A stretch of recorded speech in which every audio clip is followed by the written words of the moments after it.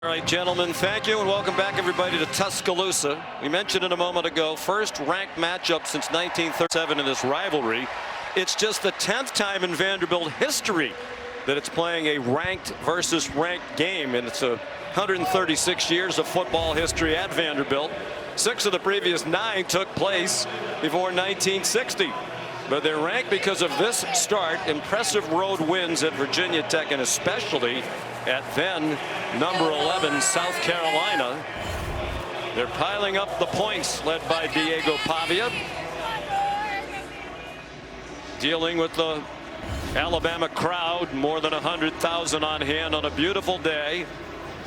They had the loss to Florida State to open the year, shocking in part because the Seminoles won only 2 games last year. But they have recovered very nicely with those 3 wins and ready to host Vanderbilt. You heard Nick Saban say on game day this morning, it's not supposed to be about revenge, but today for Alabama it is, against Clark Lee and his Vanderbilt Commodores.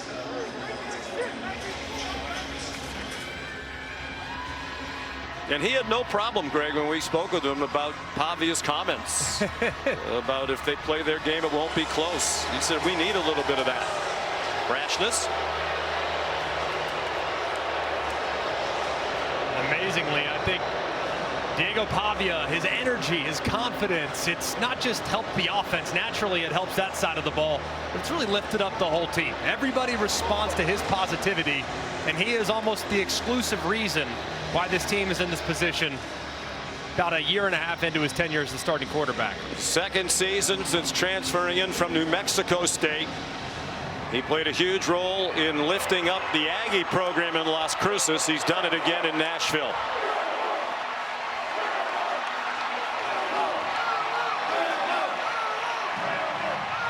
The win at Georgia last Saturday night lessened the heat on Kalen DeBoer, at least for 1 week.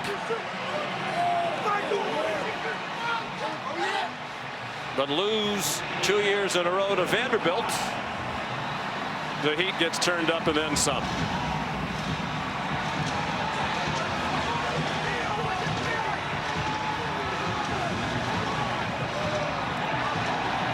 So many of the players and coaches we talked to for Alabama yesterday, Greg, used the word edge since that loss to Florida State, playing with an edge, and clearly that edge is on display when you talk to Kalen DeBoer, usually a pretty easygoing guy, showing some more intensity. He said, I'm just doing it because I think that's what my team needs. And it's been impressive to see the response, like we referenced earlier. I mean, when the game against Florida State happened, they were kind of backed into a corner, into a bunker, if you will.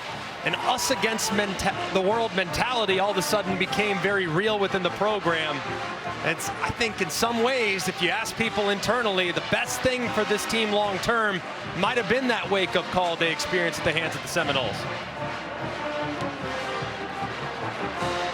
Let's take a look at the All-State kickoff spotlight. 87th meeting all time.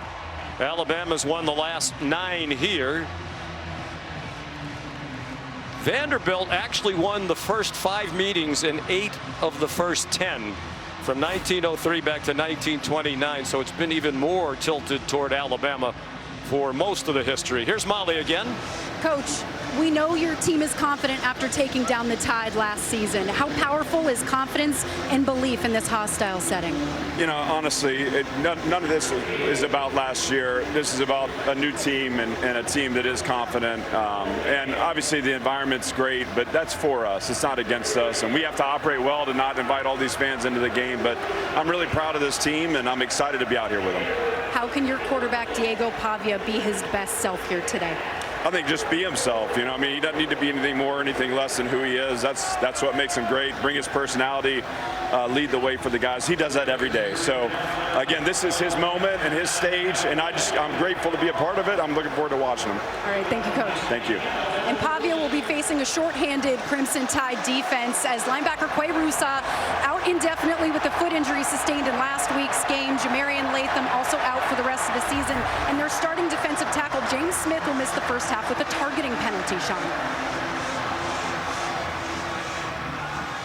So the defense short-handed as they take on this dynamic Vanderbilt offense. Both coaches agreed this is a much better Vanderbilt team than the one that beat Alabama last year. That team a year ago finished 7-6 and beat Georgia Tech in the Birmingham Bowl. They have much higher aspirations. Matter of fact, among the many things Pavia said this week, he thinks they're the best team in the country. It's amazing. And he said championships are the standard. That's the standard. No one believed it outside of Clark Lee.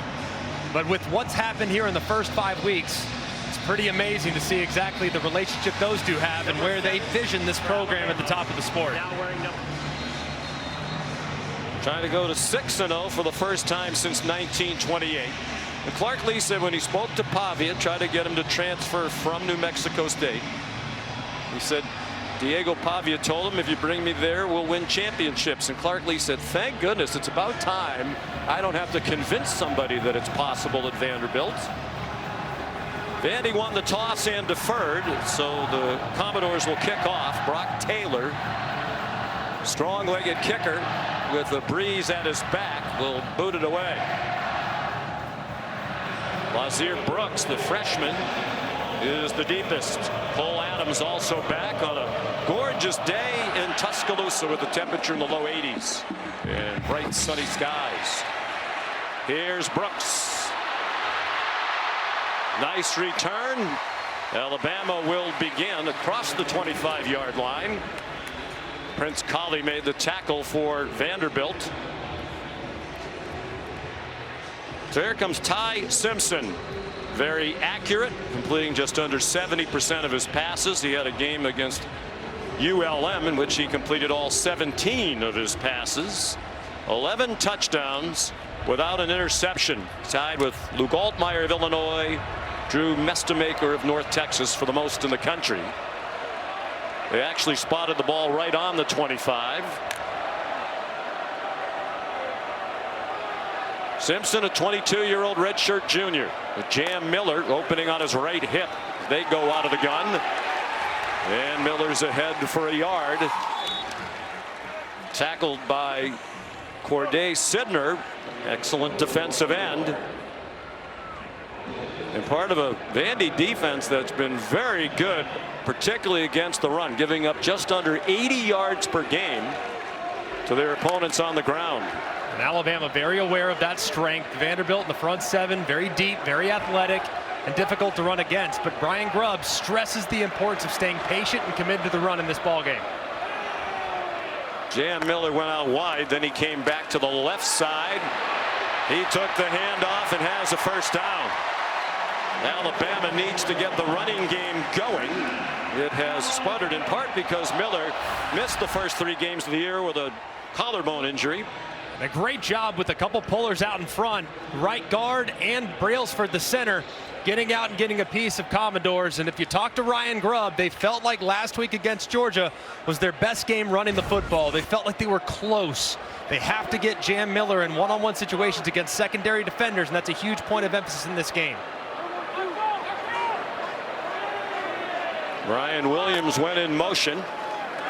Simpson looking in his direction and throws over the middle instead, and it's dropped by Jeremy Bernard. There is a flag down back behind the line of scrimmage. Martell Height and C.J. Hurd had the coverage. To the face. Defense, number 20. 15-yard penalty from the previous spot.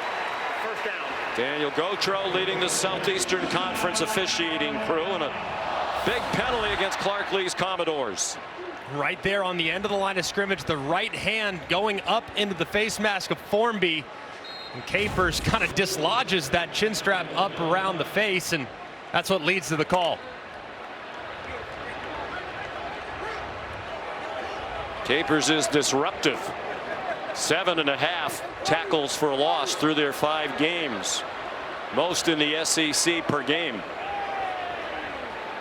Out of the pistol now.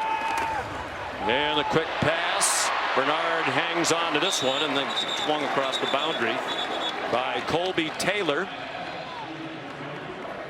Well, they're trying to emulate what they did last week against Georgia, and they set the tone early with a terrific opening drive that resulted in a touchdown after 14 plays. And some of the best teams they faced this year against Florida State and against Georgia, they started fast, and that's imperative in this game because last year against Vanderbilt, they were down 13-0 and had just 3 offensive snaps with a pick 6. So starting fast, a huge point of emphasis for Kalen DeBoer. Josh Cuevas, the tight end, the move man. Miller again got the first down before he was knocked back. A 6-yard gain. Jalen Stone, defensive tackle, made the stop on Miller. It's great to have Jam Miller back in the lineup for the Tide, and he got hurt in the second scrimmage, had to miss the first 3 games with a collarbone injury, but he's their biggest back. He's their most experienced back and also their most effective in the pass game as well. So his return last week, a huge boost to this offense. Kevin Riley comes in for him.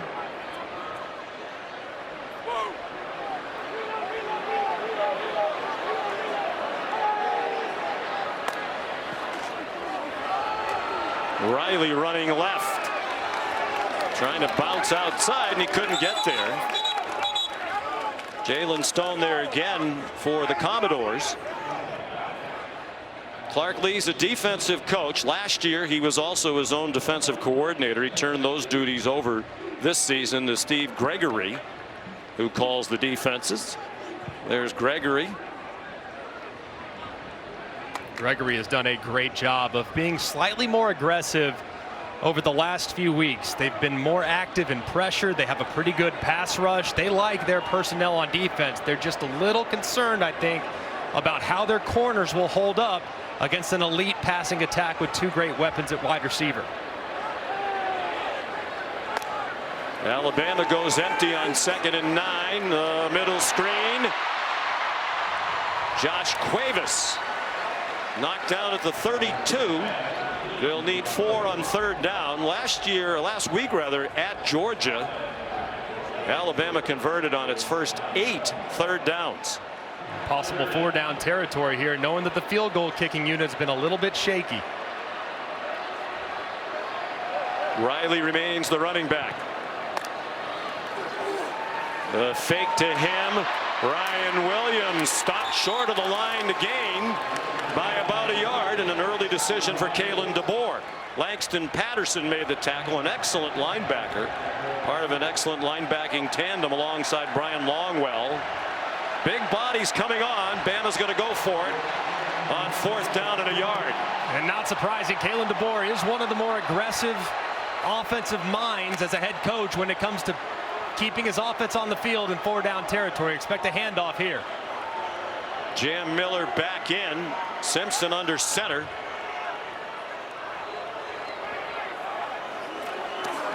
And they're going to be aggressive and throw a deep ball, and it's intercepted.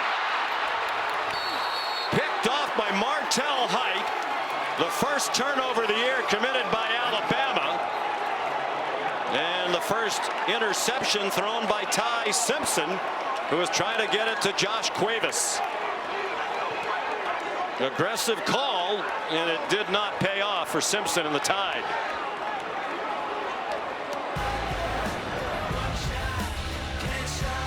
Kalen DeBoer decides to roll the dice. They try to take a shot downfield, and Simpson never sees the defender underneath, who picks it off deep in their territory.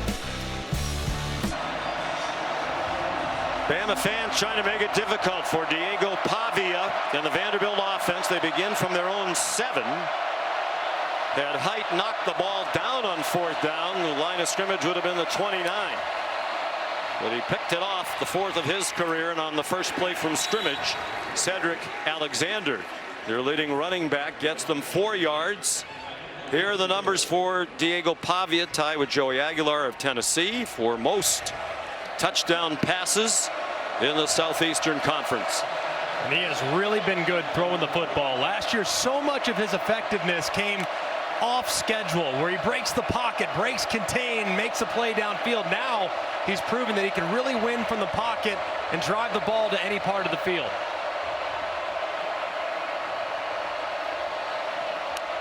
Graduate student from Albuquerque, New Mexico, on target to his best friend Eli Stowers, and it's an incomplete pass. Unusual for the preseason All-American tight end Stowers not to make the play.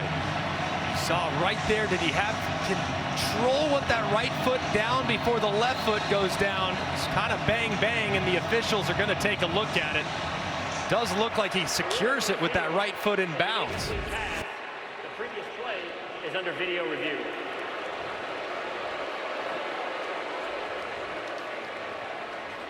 We'll hear from David Almond in the replay booth when we come back.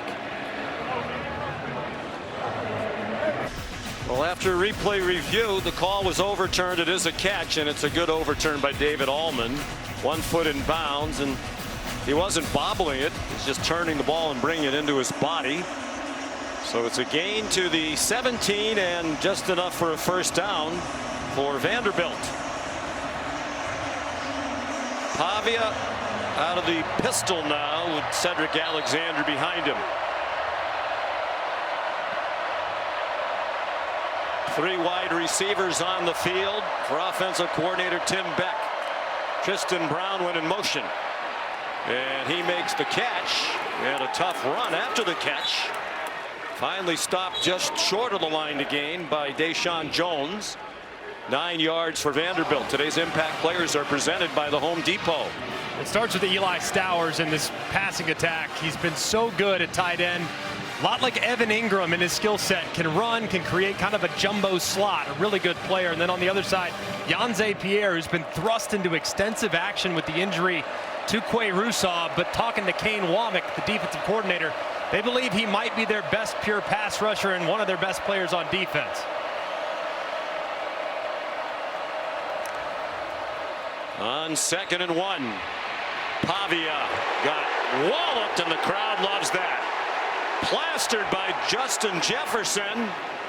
Edric Hill there as well for Alabama. He's getting the start with James Smith sitting out the first half. Well, I think it's very important for Alabama throughout this game to get as many violent hits as they can on Diego Pavia. He's a guy that thrives under pressure, a guy that thrives with contact, and that time too with Jefferson coming in, got to keep your head up. That could have potentially been stopped to take a peek at possible targeting. Cedric Alexander, the running back. Pavia is a tough guy. State champion wrestler in high school in New Mexico. He's on target to junior Sherrill. Domani Jackson made the tackle. 6-yard gain for the Commodores. This is such a difficult offense to try to face. Their offensive coordinator, Tim Beck, does such a great job creating hesitation defensively. They have a lot of moving parts. They force defenses to have a lot of eye violations, which lead to big plays. He's one of the best offensive minds in the sport. Came over from New Mexico State, where he coached Pavia for 2 years. Diego followed shortly thereafter. On 2nd and 4, Alexander breaks free. They're going to try to run him down, and they will not. Touchdown, Vanderbilt, 65 yards.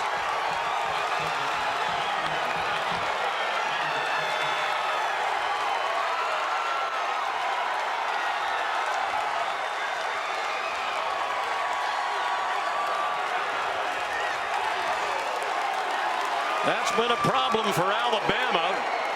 They've given up some big runs.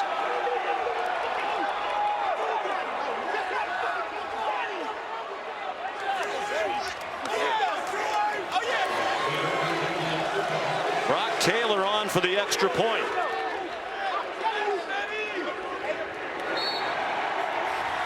Vanderbilt with the ball for the first time goes 93 yards, the last 65 by the junior from Austin, Texas. Cedric Alexander wearing 28 for his idol, Adrian Peterson. Breaks to the outside and wins the race to the end zone to put the Doors on the board early.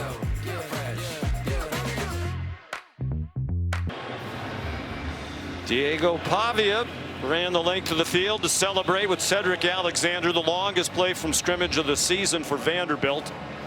A 65-yard touchdown. They went 93 yards on their first possession of the game, and they lead 7-0 as Brock Taylor kicks off for the second time. Returnable again for Lazir Brooks. Ran into traffic, bounced off it, and goes down shy of the 25 with a 17-yard return. Let's take a look at this last touchdown on the AT&T Connected Cam. If you look at these defenders, they are not fitting the run well in the secondary. Kane Womack has said the big problem is not with the front seven when it comes to stopping the run. It's the secondary players. And that time, Damani Jackson, who's out wide, and Bray Hubbard, who's playing as the deep safety, they don't locate Alexander behind a really good initial surge from Vanderbilt's offensive line. That's a tremendous call, but really poor run fits from the Bama secondary. Which, as you said, the coaches have been talking about a lot. The run fits and the tackling in the back end are also not as big and strong and deep as they used to be up front of the Alabama defense. Simpson off target, looking for Josh Cuevas. Molly? Well, Sean, after Martell Height's interception and after that touchdown, Vanderbilt players telling each other on the sideline the same thing. Do not let this game be close. Repeating quarterback Diego Pavia's prediction that this will be a lopsided game. Players embracing that belief, telling each other to prove everyone in this building wrong. You could see that they've really bought into that message in this game, Sean. It is a very confident team. And they're determined to prove that it's not just talk, that they can back it up. They have so far stopped a fourth down with the interception by Height. Flag down as Jam Miller went weaving up the middle. Holding. Offense, number 72. 10-yard penalty from the previous spot. Remains second down. Parker Brailsford, the excellent center who transferred from Washington following Kalen DeBoer. Got to be a frustrating start for Kalen DeBoer. A poor decision from his quarterback, who's been lights out, and maybe the best player on the offensive line, Parker Brailsford, flagged with an early hold. First career interception for Simpson. He had thrown 180 passes without one. 3 years as a backup. This is his first year as the starter.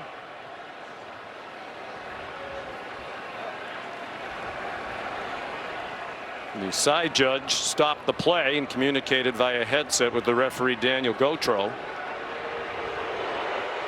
It doesn't seem like his mic's working.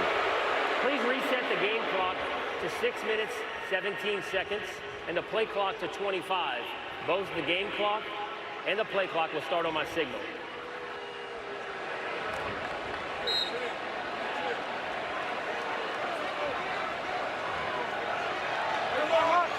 Second down 20.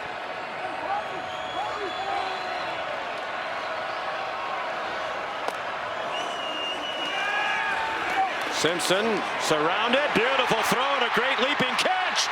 Isaiah Horton almost went off to the races. Martell Height tackled him. But a terrific catch and run by Horton, who's made an immediate impact as a transfer from Miami. And Ryan Grubb called him their most dependable wide receiver. You see the length at 6'4" right there, going up, stretching vertically. Height gets a little bit too far inside. Simpson sees it. And a great play by Horton, plucking it out of the air. 15th catch of the year. He had 5 and a touchdown in the win at Georgia last Saturday night. 36-yard gain, big hole, Jam Miller inside the 30. Marlon Sewell made the tackle. 22 for Jam Miller. And a great job kicking out by the guard. Watch Vandermark, 56, how he kicks out the end man on the line of scrimmage. Capers sets the edge. Good follow there by Cuevas, and it's out the gate. And they're going quickly. Under 5 minutes to go now in the opening quarter. 7-0 Vanderbilt. On the delay, Kevin Riley with a flag down behind the line of scrimmage. Martell Height and Brian Longwell there. It's going against Bama. Holding. Offense, number 71. 10-yard penalty from the previous spot. First down. Cam Dewberry, the left guard. looked like Dewberry, who was engaged on the draw. It's right here, and as soon as looks like Riley tries to break to the outside, watch Dewberry's left hand, grabs that shoulder and does not really let go. Drags the defender to the ground. Kalen DeBoer frustrated, though, with the call. It looked like he tackled him. So 2 penalties on this possession. They overcame the first one on the long pass to Horton. They line up Jeremy Bernard in the backfield with one player on either side of Simpson, who faked it to Bernard. Zings one over the middle, and another nice catch, this one by Rico Scott. You mentioned it at the outset. Kalen DeBoer says Ty Simpson throws that ball over the middle about as well as anybody's ever seen. He is so effective on the right into the teeth of the defense. 11-yard gain to the redshirt freshman Scott. Simpson shoveled it ahead, and it got deflected out of bounds. Good hands by Nick Rinaldi, who got in the way. Senior from beautiful Dover, Massachusetts, just outside Boston. Play here where Ty Simpson's going to have to be smart. Right on the fringe of field goal range. You can think at this point might get some pressure from Vanderbilt to try to knock you out. So the ball's got to come out quickly, and you absolutely cannot take a sack.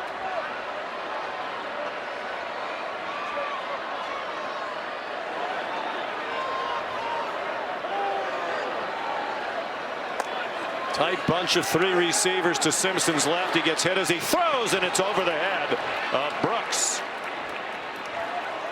Good pressure. Steve Gregory dials up a lot of pressure, leading that Commodore defense. That's Rinaldi now, 2 plays in a row. He's lined up right here, lined up on the other side, and he just swoops right inside. If the circle button would go and grab the guy, watch him against Vandermark. Just splits right inside that right guard, forces the errant throw. Connor Talty on to try a field goal.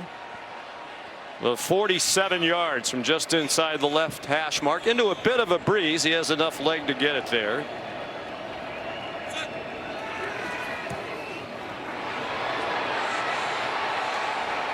And it is no good. So not much going right for Alabama through the first 11 minutes plus. An impressive start on the road for Vanderbilt. Like the snap was pretty good, hold was pretty good, and Talty just pushes it a little bit too wide to the right. That would have been a career long. As you saw, he had plenty of leg. Previous career best 1 yard shorter at 46. Clark Lee fired up, 2004 graduate of Vanderbilt.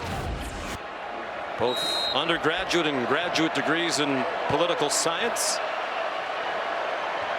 Played fullback at Vandy. He's a Nashville native doing a great job back in his hometown, thanks in large part to Diego Pavia. Here they come on offense again, but first a flag. False start. Offense number 70. 5-yard penalty. Remains first down. Cade McConnell, the left guard, transfer from Minnesota. Clark Lee's in his 5th year. 2 years ago they went 2-10 and floundering, to say the least. He made a number of changes on the coaching staff and strength and conditioning and how they approach that. But Pavia, the biggest difference maker in this turnaround. He is James L. Lassiter, a walk-on running back in the game. Pavia pulls it down. He's into the secondary and shoved out of bounds on the far sideline by Justin Jefferson. 36 yards on the run. Another issue here in the secondary. Watch, here's the player for Alabama. He's got to go in there and make the play. He's unblocked. He's got to be the guy. In Brown, he's unblocked. He plays it way too far to the outside, never locates Pavia, and Pavia gashes it right up the middle. So another play, another big run created by Vanderbilt because of a poor run fit from Alabama's secondary. Mom Antoinette here. Diego raised by a single mother. Has two brothers and a sister. They're all close. He dumps it off over the middle.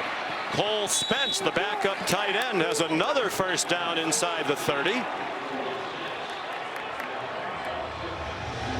Justin Jefferson the play again.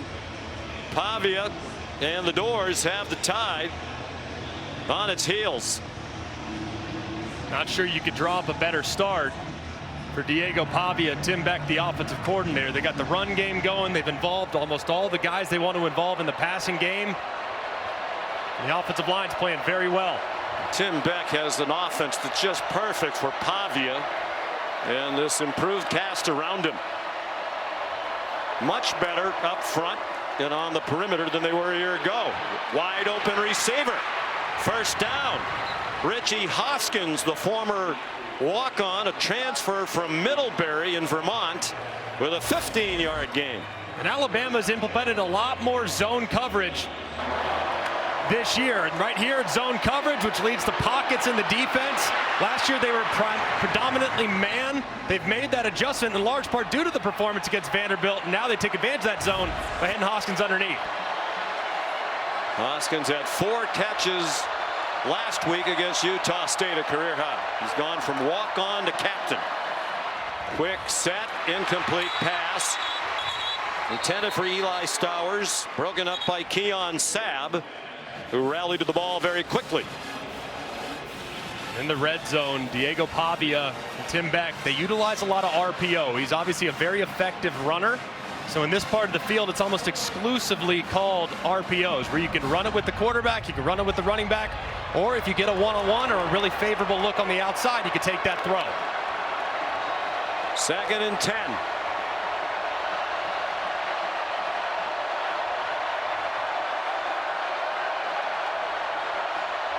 Well, Kylan Young, better known as MK, is the running back. Single coverage. Incomplete pass. An awful lot of hand fighting there. Zabian Brown and Junior Sherrill.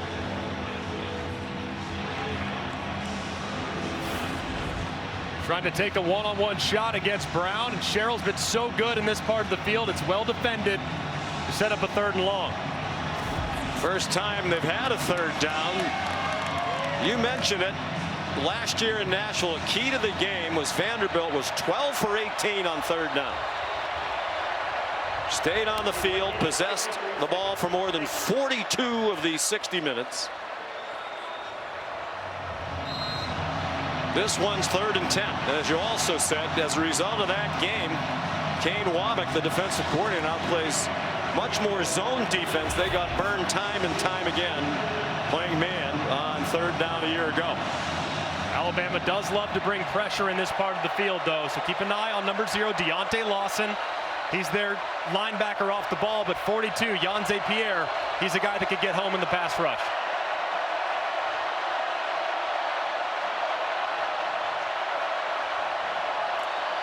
On 3rd and 10 from the 13. Pavia pulls it down. They yank the ball out. It's free inside the 10. Justin Jefferson pulled it out. A huge turnover for the Alabama defense.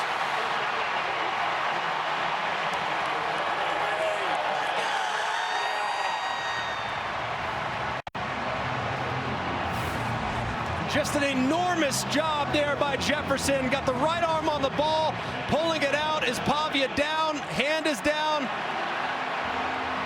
Wow, what a play. Is that right knee, left knee down before the ball comes out? It's so tough to tell.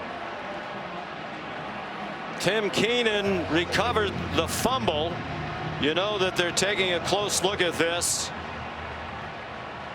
And based on all those looks, I just don't know if there's enough to overturn it. It looks like the ball's starting to come out, the knee's down there, but is the ball out at that point? It's a bang, bang play and a massive moment coming up for the replay booth. Justin Jefferson, the 5th-year senior from Memphis. Looked to me like the ball was coming out before he was down just barely. Let's bring in Matt Austin, our rules expert, longtime SEC referee. Matt, good afternoon. What do you think? Good afternoon, Sean. I agree with you and Greg. I think the ball is starting to move just before his left shin contacts the ground. So I think this will be confirmed or allowed to stand or be upheld, I should say, as a fumble. And that's what it appears to be. Shin almost down, but not. One of the many things. Video review. The ruling on the field is upheld. First down, Alabama. I don't think they got that right. One of the many things Pavia does well is protect the ball. He very rarely turns it over. Last year, just 4 interceptions, the fewest that Vanderbilt had on record back to 1946. More amazingly, I mean, they almost never fumble. In the last 2 years, they've had just 4 lost fumbles prior to that last one. That's the 4th fewest in college football. So if you're going to rip it out, it's a rare occurrence against the Doors. Toss them at least 3 points. Their field goal kicker is terrific. Would have been interesting to see if Clark Lee would have gone for that on 4th down. So here's Jam Miller shaking free again. C.J. Hurd made the tackle. He's been outstanding as a first-year transfer over from FAU. 14 for Miller. And this is a great start for the offensive line in the run game, a group that has taken some heat. But with Jam Miller back, you see the vision immediately setting up blocks. Fakes to the outside, cuts back to the left off Brian Longwell's pursuit, and creates another nice run on the ground. They have the freshman Michael Carroll now in at right tackle. They think he's going to be a great offensive tackle. Jam Miller lined up with a minute to go in the pistol behind Ty Simpson. The play clock reached 0. They just did get it off. And it's Miller ahead to the 26. There's Miller, Carroll rather, the freshman from Doylestown, Pennsylvania. Spent some time at IMG Academy in Florida. It's not often that you see in week 5 the offensive line is still a little bit unsettled, but if you talk to this offensive staff, they're still very much in the process of figuring out who their best 5 are. They've been very impressed with the freshman Carroll and what he's done at right tackle this year. Final 20 seconds of the quarter, 7-0 Vanderbilt.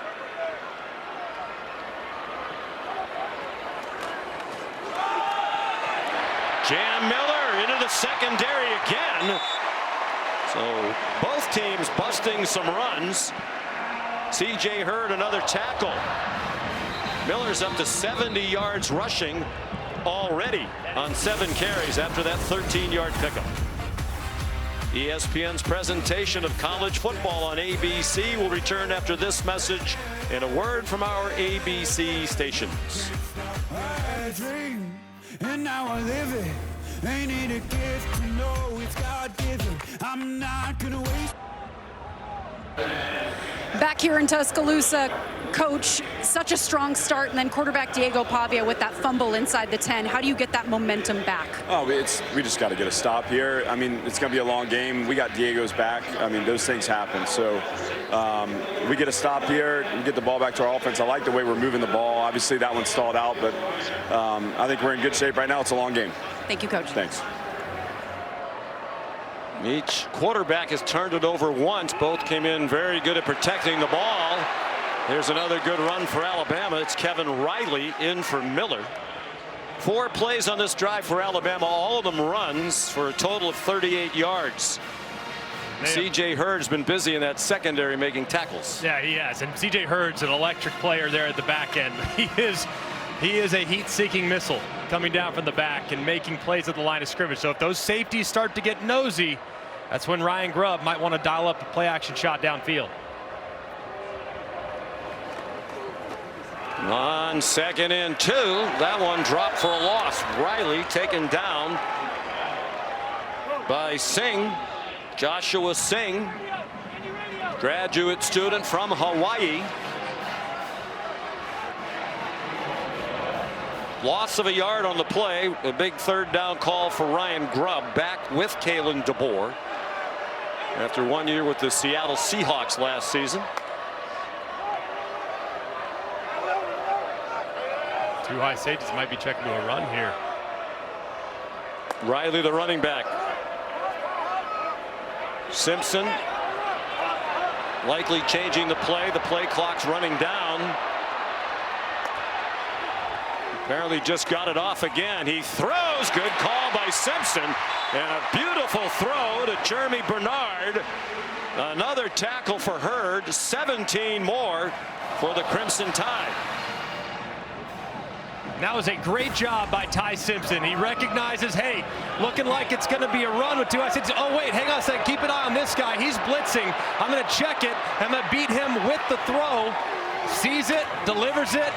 Perfect strike for the conversion. To Bernard, another transfer from Washington, who Ryan Grubb says is the best player on their team. Can do it all on offense. Said if you gave him 2 days, it could be your starting safety. Jam Miller patiently waiting for room and didn't find any. Well, not surprising that Simpson would be good at the line of scrimmage. Smart young man. He's the son of a coach. His dad is Jason Simpson, 20 years the head coach at Tennessee Martin, longest tenured coach in the Ohio Valley. And they are very close. I asked him, did you ever think about playing for your dad? He's one of the most highly recruited quarterbacks in the country out of high school in Martin, Tennessee. He said, no, my dad said, that's not happening because you're not coachable. Well, I think he probably is coachable for Kalen DeBoer, but not for Dad, right? Can't do that. Looking like a pressure here, and Kalen DeBoer is going to have to call a timeout. Yeah, maybe too much at the line of scrimmage being done by Simpson that time. Alabama, it is their first. The rest of the Simpson family is here today. Mom Julie. Dad's busy coaching UT Martin against Lindenwood.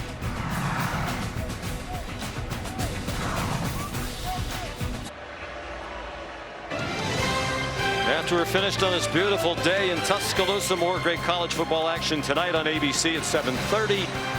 Number 3 Miami, number 18 Florida State. The Canes 4-0. Carson Beck completing 73% of his passes. It's a first-year transfer from Georgia.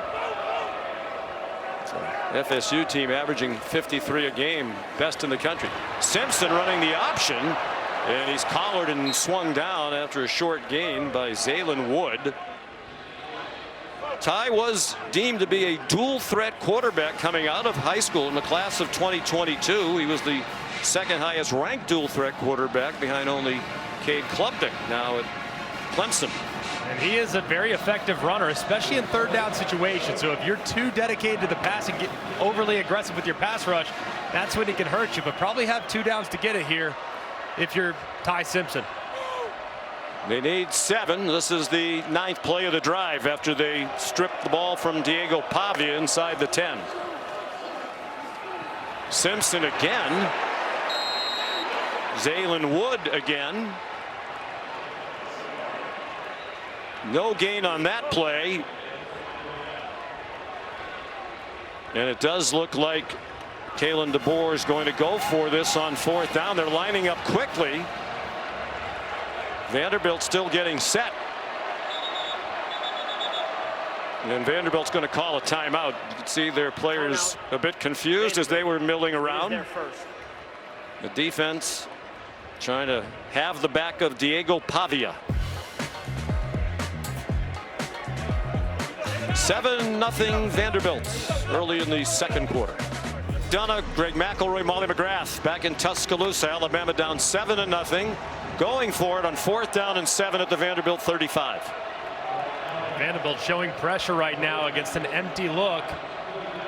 It looks like at this point going to be some type of blitz man from Vandy. They'll bring Jam Miller back, make an adjustment, get to a blitz beater, and then Vandy will check as well.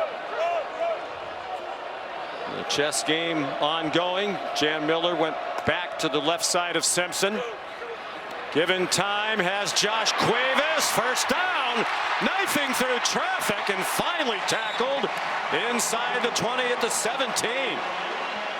18-yard play They're now 1 for 2 on 4th down. They threw an interception on 4th and 1 in the first quarter. And a great job recognizing all these Vanderbilt defenders showing pressure. Ty doesn't panic, just goes through his progression, hits Cuevas in stride, and a decent block there by Bernard to get just enough of the defender to allow Cuevas to get past him for the conversion.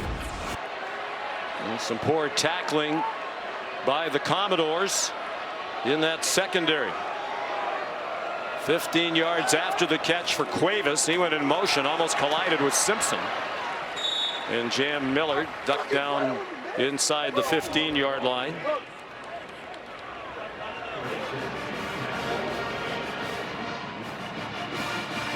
Impressive drive. It feels like they've had the ball more on this drive than they had it in the entire game in Nashville last year, when they had the ball for fewer than 18 minutes. Started with the Pavia fumble stripped by Justin Jefferson. It looked like Vanderbilt was poised to take a 10-0 lead. Right now that play stands as the biggest in the game. Like man coverage for Vanderbilt. Might get a shot at Ryan Williams up top. Simpson steps up, fires Ryan Williams in the back of the end zone, a touchdown.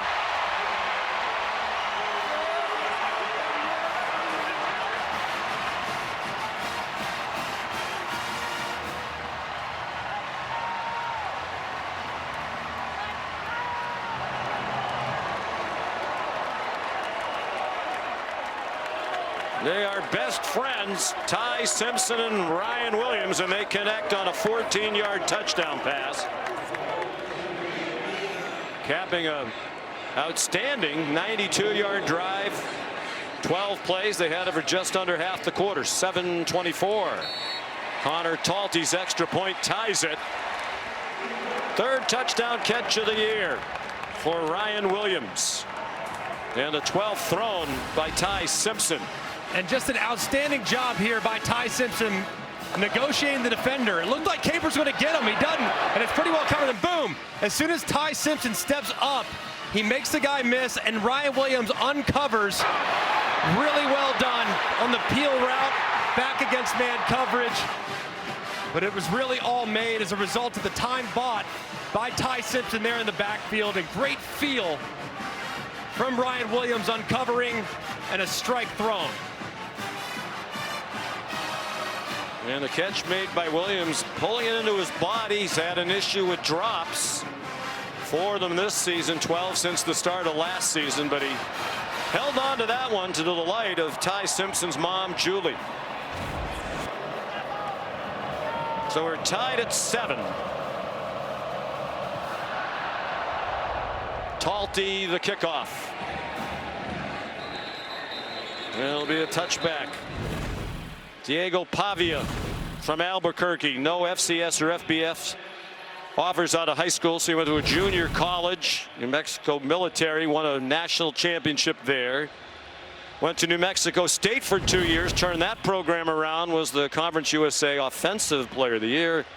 Last year to Nashville, SEC Newcomer of the Year, as he led them to a winning season and a bowl game and a first win ever over a top 5 team, #1 Alabama. They're 1-61 all time against the top 5, playing a top 10 Bama team today.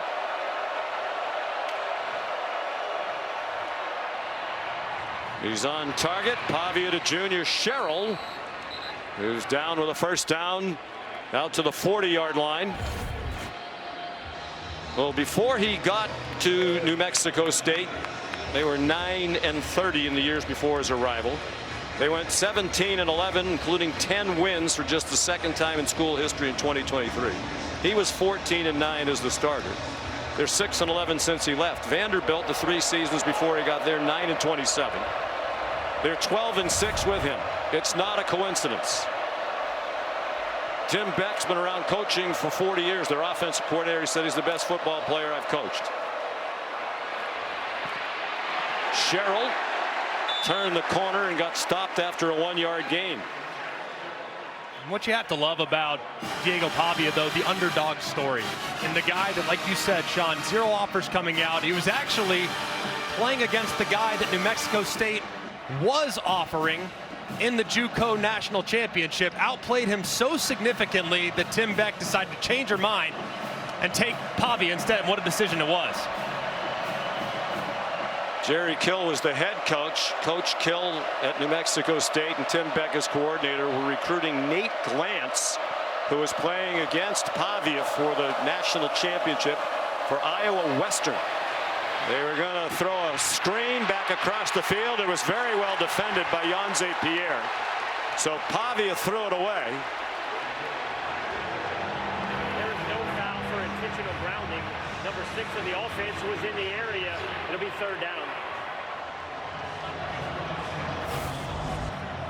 And a great job, like you said, Sean, of Janze Pierre. He's a pass rusher, but in this case, he's asked to just cover. And he does a great job of that.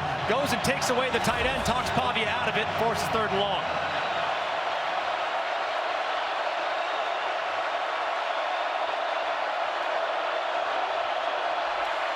Third down and 9. Third down was the money down for the Commodores. Last year at home against Alabama. They weren't contending with this crowd. Pavia throws it away again. No Quay-Russaw, no Jamarian Latham, but they do have Janze Pierre, who's an emerging star as a pass rusher for Kalen DeBoer and Kane Womack. And this is really well done by LT Overton. He's asked to kind of sit there and take one guy to allow number 17 to loop around. That's just tremendous job. And Janze Pierre there as well. Well executed game there. Nick Harborer is the punter. Cole Adams made a fair catch.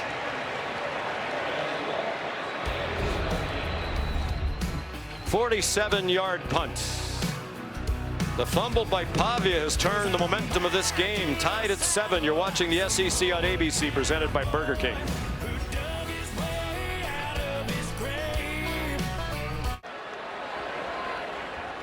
Taco Bell Live Más Student Section. Only one student section can claim the title of Live Más Student Section of the Year. Who will take home the trophy this year? University of Alabama. Enrollment of more than 42,000.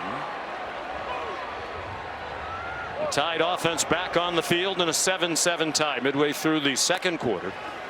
Daniel Hill is in at running back, and Simpson gets swung down back at the 5. First sack for the Commodores. It comes from Joshua Singh.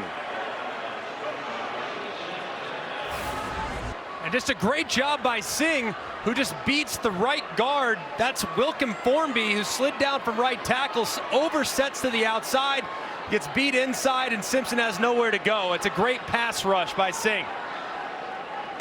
His first sack of the season. And a loss of 10.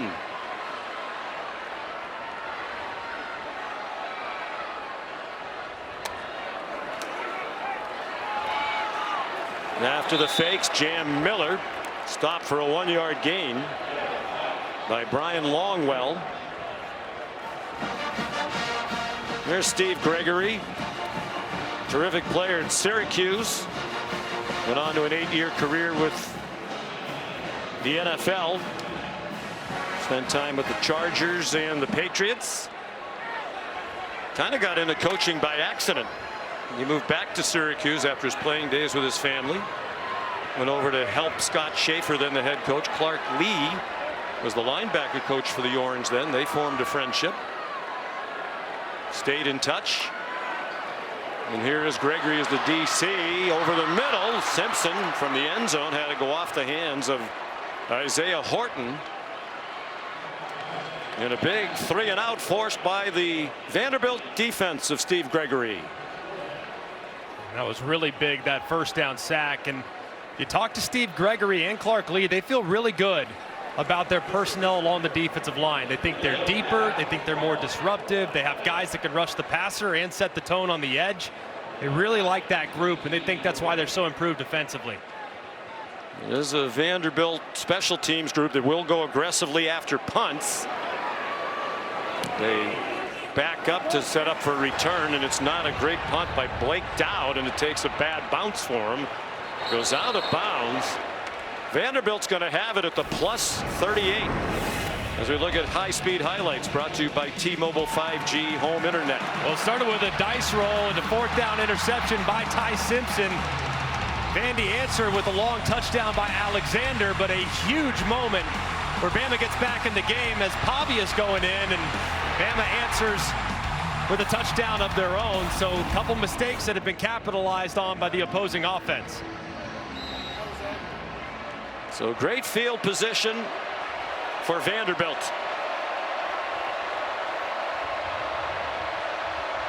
They have 3 tight ends on the field. M.K. Young, the running back, and he gets stacked up for no gain. London Simmons, true freshman, in the middle of that defense. A couple times where Simmons has shown up and Kelby Collins has shown up, and their presence has been pretty big these last couple drives, especially knowing that James Smith, the outstanding defensive tackle, he'll return to that defense in about 5.5 minutes.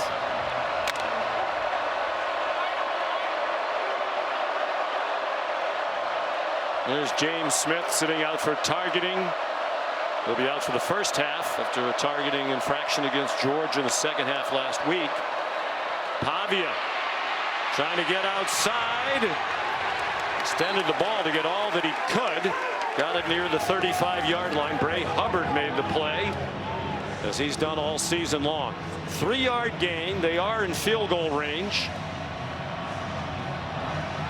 As we go under 5 minutes to go in the first half. The last time Vanderbilt was in 3rd and long, it was the pass rush for Alabama that got home with some twists and movement along the front. So maybe they move the pocket here with Pavia to kind of clean up that pass rush.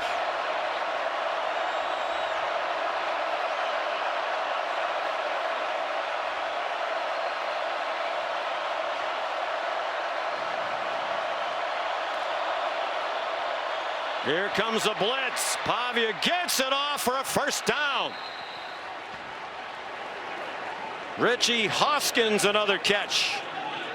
They needed 7, they got 9. And a lot of pressure coming from depth, but Pavia does a great job of buying time to allow this receiver to uncover. Look how he sets it initially, backs up a little more, and hits Hoskins on a nice breakout as the progressive pylon cam shows you the accuracy and the toe tap on the sideline.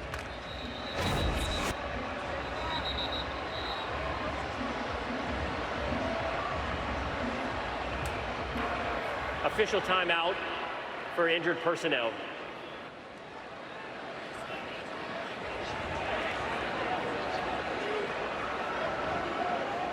I think it might be a member of the chain gang.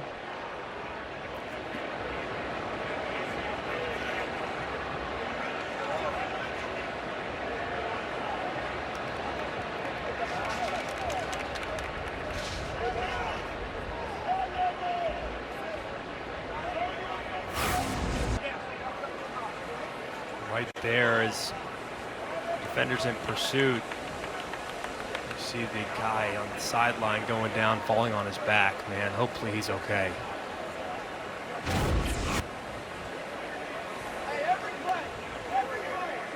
Alabama medical staff there to tend to him very quickly. And good to see him being helped to a seated position. 25 seconds. Both the game and the play clock will start on my signal. Let's check in the studio with Kevin Nagandi. Sean, back to you.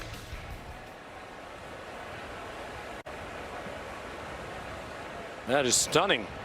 Perhaps a hangover from that big loss to Oregon at home last week, the first loss of the season for Penn State.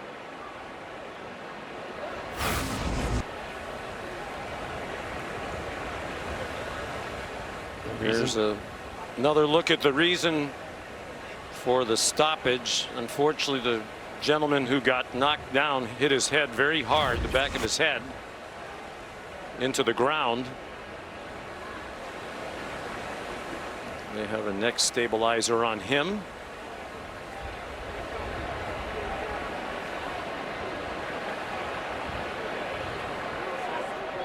So many people go into the administration of a football game, and always like when we're down on the field talking to people like the Chain Gang who are just as thrilled to be here every Saturday as the players and coaches and fans and broadcasters and everybody else.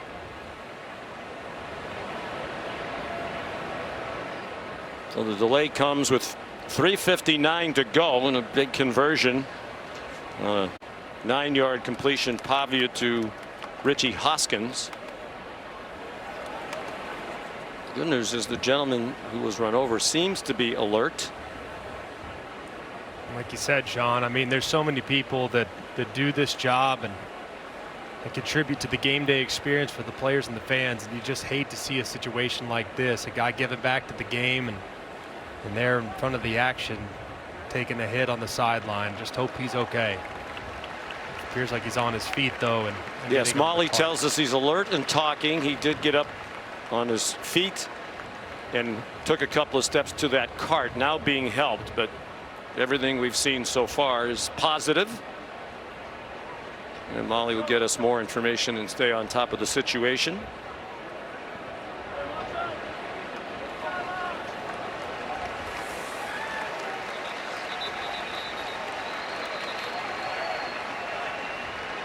So perhaps a break for Kalen DeBoer's defense on their heels a bit after the first down conversion. Vanderbilt had a nice opening drive, a couple of good possessions to start the game. Then the Pavia fumble happened. They've had a hard time finding that rhythm since. Big part of that has been how Alabama's safeties have done a better job in being effective in plugging the run. So at some point they're getting nosy. Diego might try to take a shot. On 1st and 10 at the 26. Pavia checked it down to the man who went in motion, Trey Richardson. Got back to the line of scrimmage, and then he was driven back by Deontay Lawson and Justin Jefferson. No gain on the play. We're told the gentleman who was injured on the sidelines is Kirby Michaels, and Molly will certainly keep us up to date as he gets additional medical attention. 2 timeouts for each team.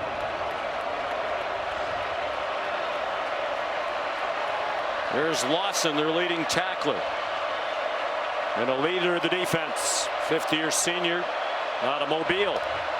Out of the pistol. The fake to MK Young. Single coverage in the end zone.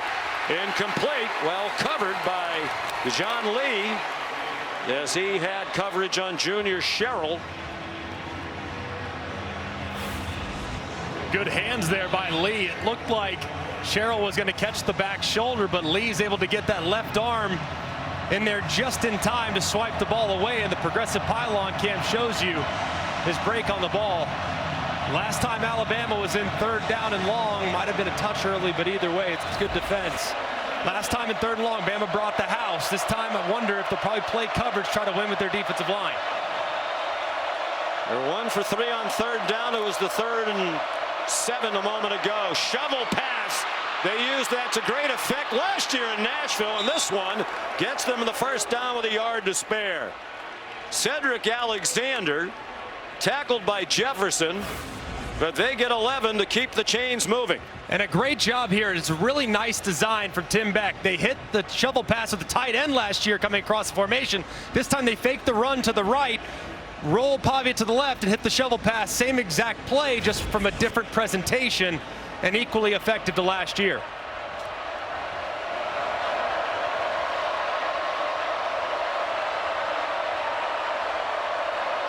Approaching the 2-minute stoppage.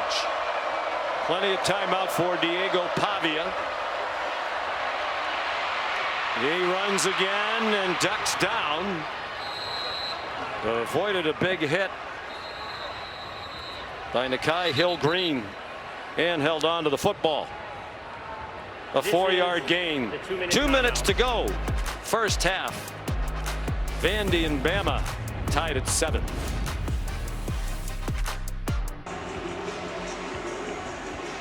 You're watching the SEC on ABC. From Saban Field at Bryant-Denny Stadium in Tuscaloosa. Battle of 2 ranked teams. Vanderbilt and Alabama tied at 7 at the 2-minute stoppage. Diego Pavia has the Commodores at the 11-yard line, looking at 2nd down and 6. They bring in their fullback, Gabe Fisher, number 44. Follow him, you find the ball. They love running behind that big body running back. It's M.K. Young bouncing it outside now. He spins and gets stopped 2 yards short of the 1st down. Cedric Alexander was the ball carrier in a 5-yard game. Timeout, Alabama. It is their 2nd. It will be 30 seconds. It was a shovel pass that moved the chains on the 11-yard play a moment ago. And that was a play that really hurt Alabama last year, but different presentation. This time, last year it was Stowers working underneath Pavia from the opposite side with threat to the outside of the other side of the triple option. But hey, today a little different. You see it here. They have a very similar play, but he attacks it the exact same way, the puller out front, but it's coming from play side. So same play, just different window dressing. That's the sign of a great coach, where it's very simple on the offense, but very difficult on the defense to line up and recognize the call. And a great effort by Cedric Alexander at the end of that play. A couple of extra hops to get the 1st down, barely. 3rd down and 1. Alexander's the running back. Pavia has the 1st down. And Kalen DeBoer is going to start using his timeouts. He'd like the ball back before the end of the half. Alabama. It is their 3rd. It will be 30 seconds. And another good effort, just like Alexander moments ago at the end of the shovel pass. Terrific effort as always by Pavia. And it's really well done. He just hits it up inside. It looked like number 41, Hill Green, was going to make the play. I mean, he was right there. He played it perfectly. He goes low and tries to hit Pavia, but he maintains his balance to stay upright long enough to convert 3rd and short. Well, you mentioned it. When Diego was in junior college at New Mexico Military Institute playing in the national championship, Jerry Kill, the head coach of New Mexico State, his offense coordinator Tim Beck had already decided they were going to offer Nate Glantz, who was the quarterback for the other team, Iowa Western. They were watching it from a restaurant, the championship game in Las Cruces. They said, we're recruiting the wrong guy. They gave the scholarship instead to Pavia. He turned their program around. 1st and goal from the 4. Another shovel pass and a touchdown. Cedric Alexander puts Vanderbilt back on top.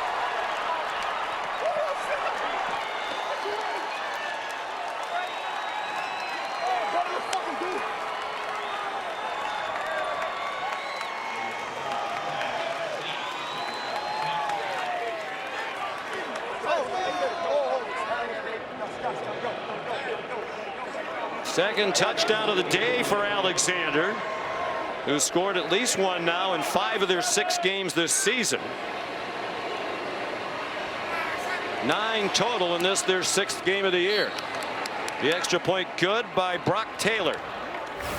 Same exact play, just working a different side. You'll see Alexander work across, then back, heading out to the right, and the shovel pass is there. It's so hard for LT Overton, number 22, to make that play. And Alexander finishes the run extremely well. In a moment ago on a critical 3rd and 10, same play going the other direction. This time Alexander's on the left, works it back across, then out in front of Pavia, where he hits him on the shovel pass for the big 3rd and 10 conversion. Same exact play, one to the left, setting it up. A little bit later, hitting it on the right for the touchdown.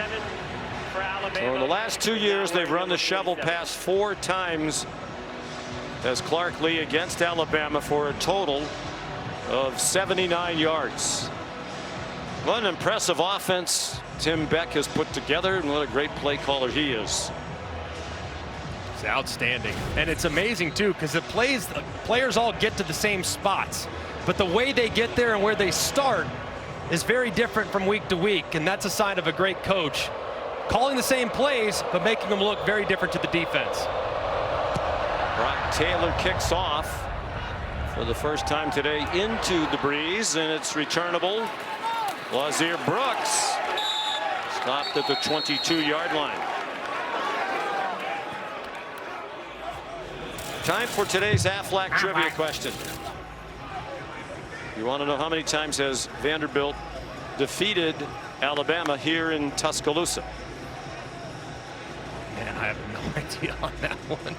A lot of games that you referenced earlier, Sean. And only 19 wins to count back. So, man, it's tough to assume that's more than 4. I have no idea. I would take the under. The folks at home are wagering.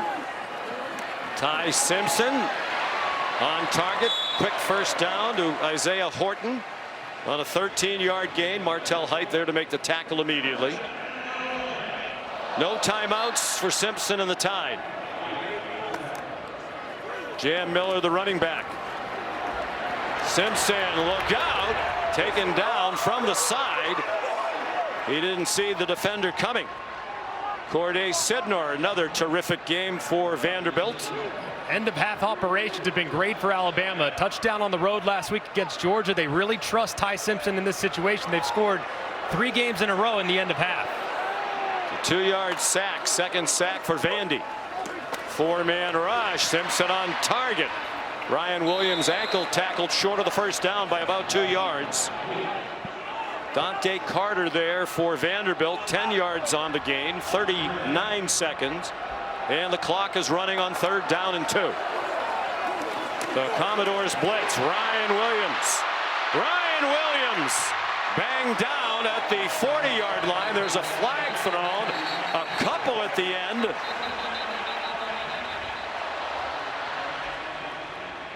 And you wonder if this is for a targeting at the end of a 17-yard play.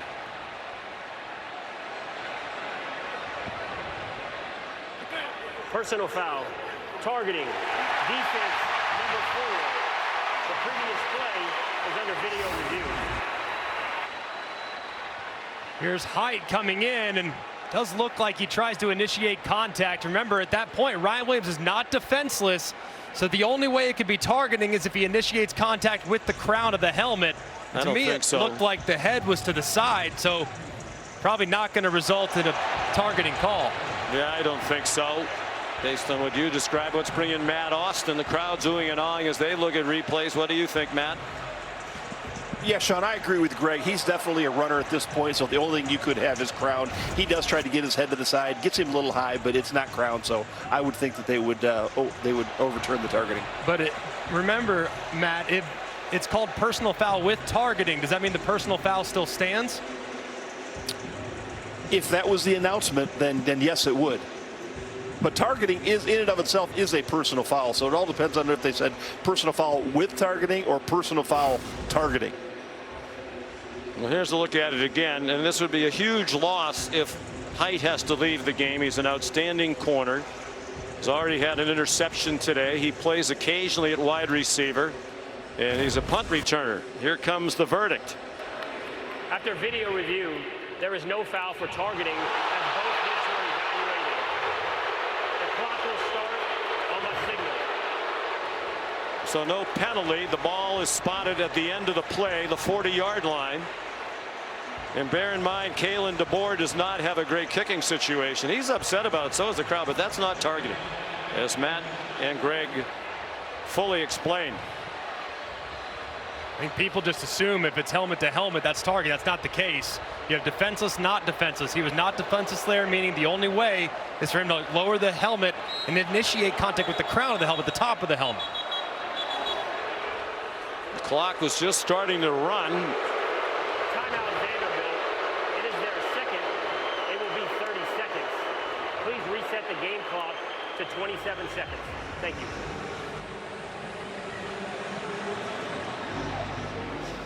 So during the timeout, we'll answer the Aflac trivia question. We want to know how many times has Vanderbilt defeated Alabama here in Tuscaloosa. This is the 19th meeting all time. The answer is once. Back in 1984. That was a very good Vanderbilt team under George McIntyre. Coach Mack. They won 30-21.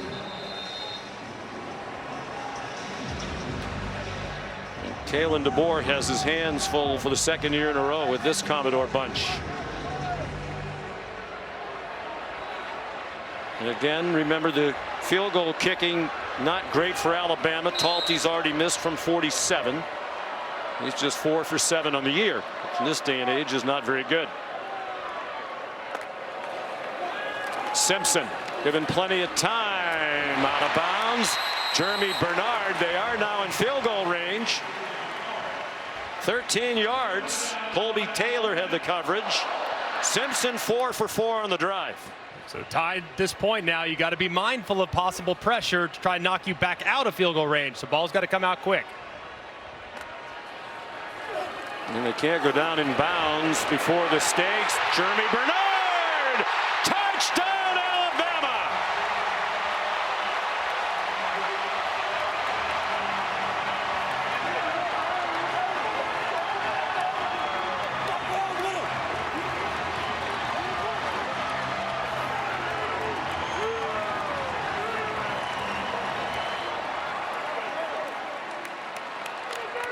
Simpson outstanding on the drive. Bernard a 27-yard touchdown catch. Kalen DeBoer deserves credit for using those timeouts to save some time for the offense. Here's Talty to tie it. They went 78 yards, just 6 plays in 1:16. Simpson was 5 for 5 on the drive for 80 yards. They lost 2 yards on a sack. And this is just next level quarterback play by Ty Simpson. You're going to see him manipulate that safety just enough. His eyes go right to him. See the safety drift in 2-3 yards inside. Gives you the green light to hit Bernard to the outside.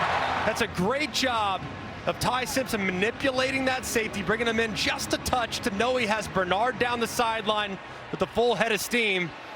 And it's perfectly thrown and accurate to allow Bernard that momentum to continue through the catch.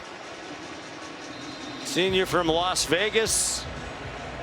Played for Michigan State, Washington, and now Alabama. And he has his 5th touchdown catch of this season.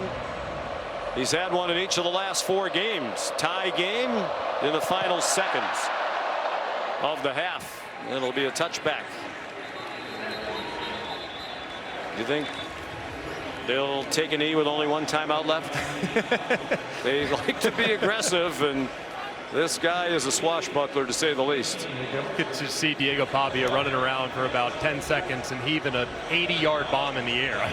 Nothing with him would surprise me, but just a tremendous first half of football. Some mistakes, some things cleaned up, and great 2-minute operation from Alabama to go into the half tie. Pavia lined up to take a knee, 11 of 16 for 88 yards passing and a touchdown. Ran for 53 on 6 carries, but did have that big lost fumble when they were driving already up 7-0.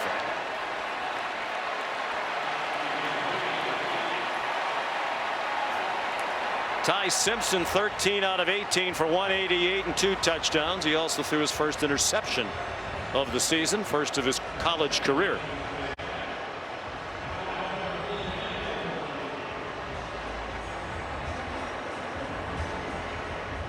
Here's Molly with Clark Lee.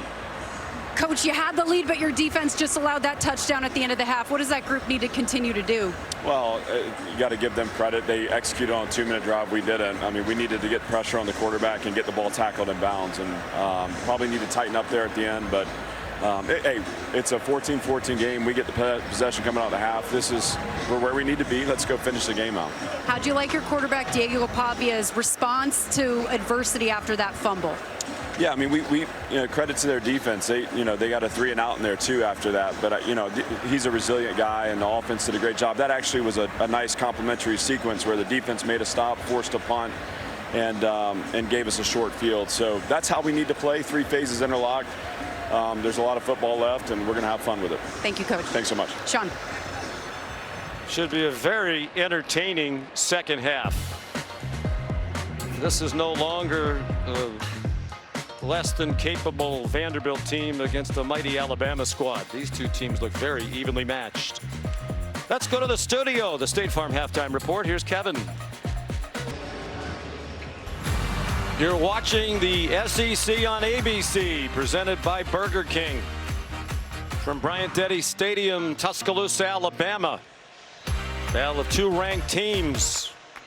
Number 16, Vanderbilt, and number 10, Alabama. 7-7 was the score, and we're tied again at 14 after a nifty drive to end the half by Alabama. Ty Simpson threw his first interception of his career on the opening drive for Alabama on a 4th and 1. They went down the field to Vanderbilt, scored a touchdown. They marched down again, looking like they were going to take a 2-score lead. Then Diego Pavia fumbled inside the 10. Alexander has both touchdowns for Vanderbilt, and the Commodores will get the ball first here in the second half. Connor Talty kicks off. It's a touchback. Time now for our all-state good hands play. A couple mistakes and a couple of big moments there in the first half. It started early on a 4th and 1. Kalen DeBoer decides to roll the dice. They call a shot, and Ty Simpson makes an uncharacteristic bad decision to throw it in a tight coverage for his first interception of the year. And then a little later, Vanderbilt trying to take a 2-touchdown lead. He gets the ball stripped out. They responded beautifully, though. Hit Alexander on a shovel pass underneath to give him a 7-point lead before Ty Simpson answers with an incredible end-of-half 2-minute drive to tie this ball game at 14. Diego Pavia has the ball first. Comes out after the play fake, and a nice throw to junior Sherrill for a first down. 14 yards. Sean McDonough, Greg McElroy. What do you look for in the second half? I think the big thing for Alabama, the safeties and the secondary players have to be better when it comes to filling run gaps. They got gashed a couple times on the ground, also on the shovel passes, because those safeties weren't in the spots they needed to be. Then for Alabama, they got to get back to running the football a little bit. Vanderbilt made some adjustments up front to take away the run game, had success, which opened up the pass. Out of the pistol with Cedric Alexander, the running back. He got the call, and he gets wrestled down after a pickup of 2. Here's Molly McGrath. Well, Alabama head coach Kalen DeBoer told me he wants his defense to set the tone here by being disciplined and physical. He said they're moving our guys up front at times, and we need to fight back with physicality, not allow some of those explosive runs that we allowed in the first half. And he stressed that defensive tackle James Smith, returning from a first half suspension with fresh legs, will be huge and give his team a confidence boost in the second half, guys. He is not on the field yet. Second down and 8.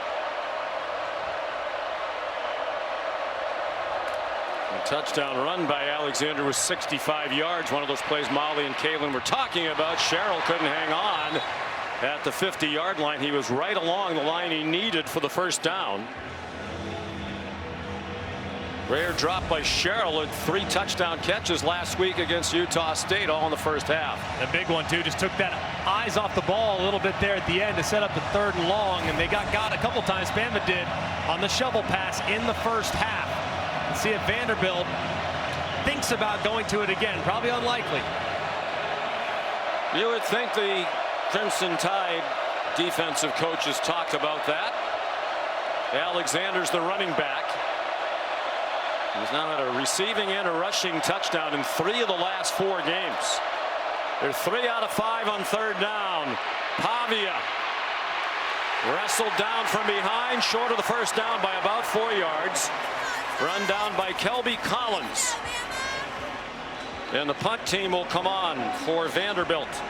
And that was an excellent job by Alabama's defense. As soon as Diego Pavia takes off as a threat to run, that's when they got to be disciplined in coverage. They stayed true to their coverage identity, stuck with their receivers, and the defensive line makes the play. Great start for Kane Womack. Second punt for Nick Harborer. Cole Adams tackled immediately at the 11-yard line. 49-yard punt. And the tackle made by C.J. Hurd. So Alabama had the ball in the first half for 18 minutes and 23 seconds. That's longer by 31 seconds than they had it for the entire game last year in Nashville when they were upset by the Commodores. You talked to Kalen DeBoer. He stressed the importance of controlling some of the tempo and not leaving their defense on the field too long. They've done a pretty good job with that with their offensive approach today. Jam Miller, the running back. He had 73 yards rushing in the first half. They faked it to him. Here's Josh Cuevas up and over for a first down.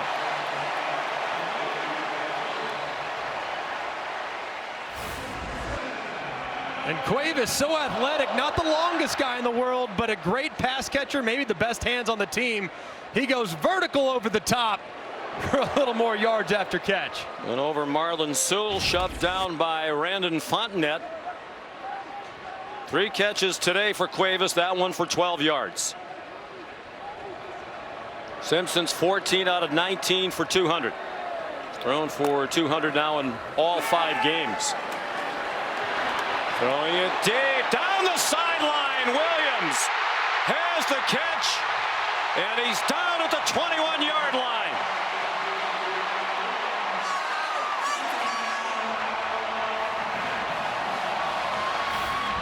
"54 yards." They mark him down at the 22.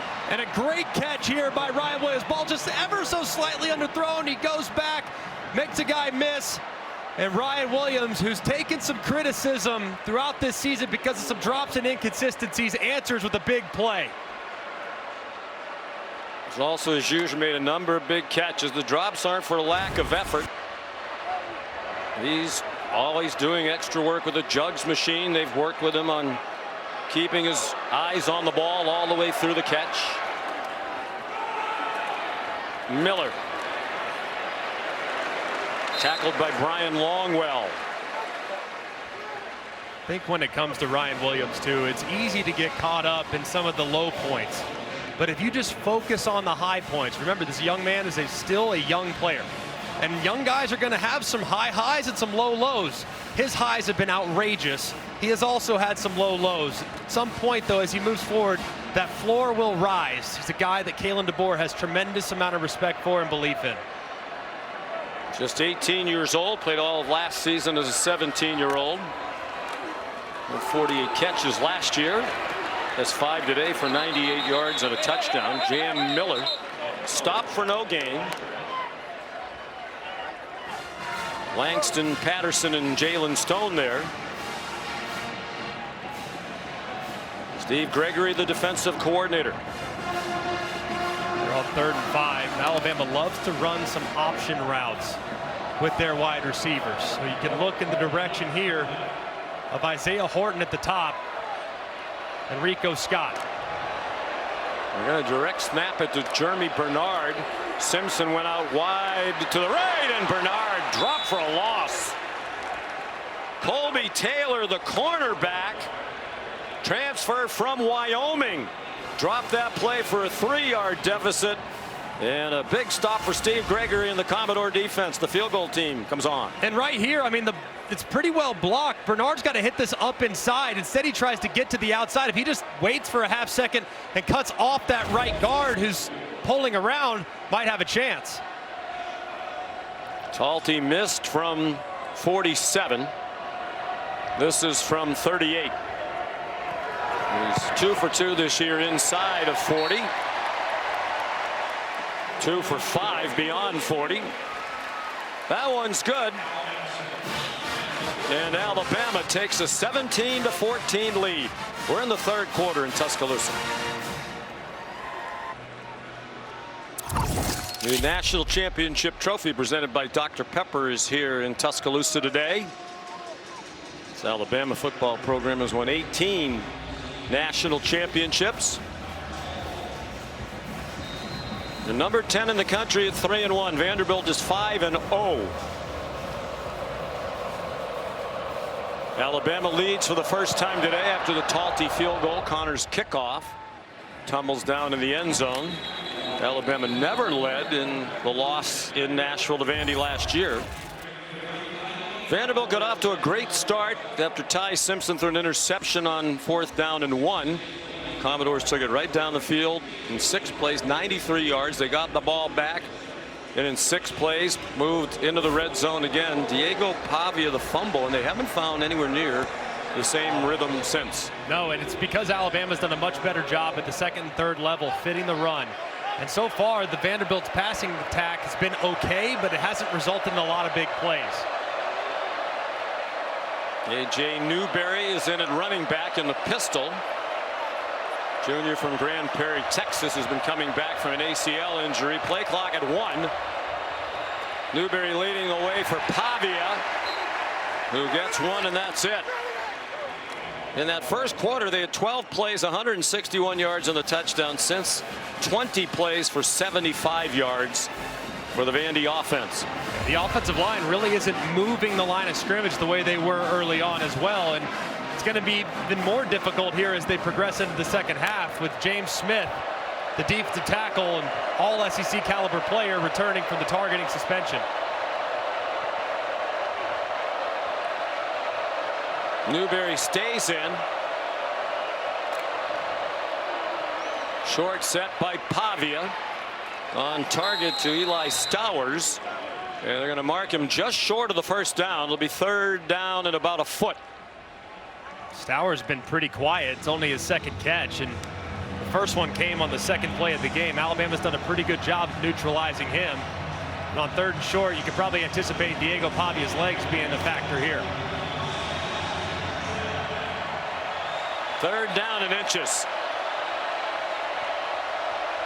The pistol again with Newberry, the running back.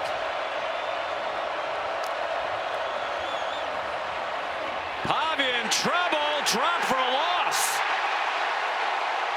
Domani Jackson up from the corner. Yanze Pierre was running him down. All they needed was 6 inches, and they ran a slow, wide play. This is a great job by Pierre. Watch his eyes in the backfield the entire time. If he is watching Diego Pavia, keeping his shoulders square, and then as soon as Pavia pulls it, he closes and makes the play. Do you like the play call? I would rather just run right at the middle as opposed to a read. I think Pavia is strong enough to get downhill. Nick Harbor, another punt. Cole Adams, a fair catch. 49-yard punt. They were rolling on their first 2 possessions, but the Alabama defense has ruled the day since. The coaches think Pierre's an emerging star, and Jackson doing better against the run. Thank you. Welcome back, everybody, to Bryant-Denny Stadium. Alabama leading 17-14 midway through the third quarter. And the Tide with it first and 10. Their own 21. Ty Simpson's completed his last 7. Alabama's now thrown as a team for 250 plus in every game this year. Simpson dodged the rush, sets up and fires on target. Lazir Brooks to the 49-yard line.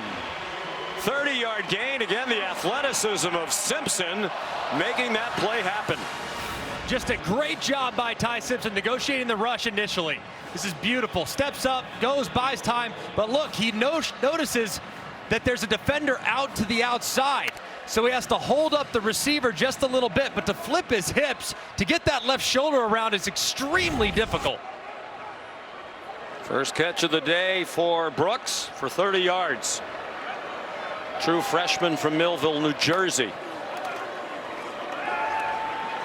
Slant doesn't connect with Isaiah Horton.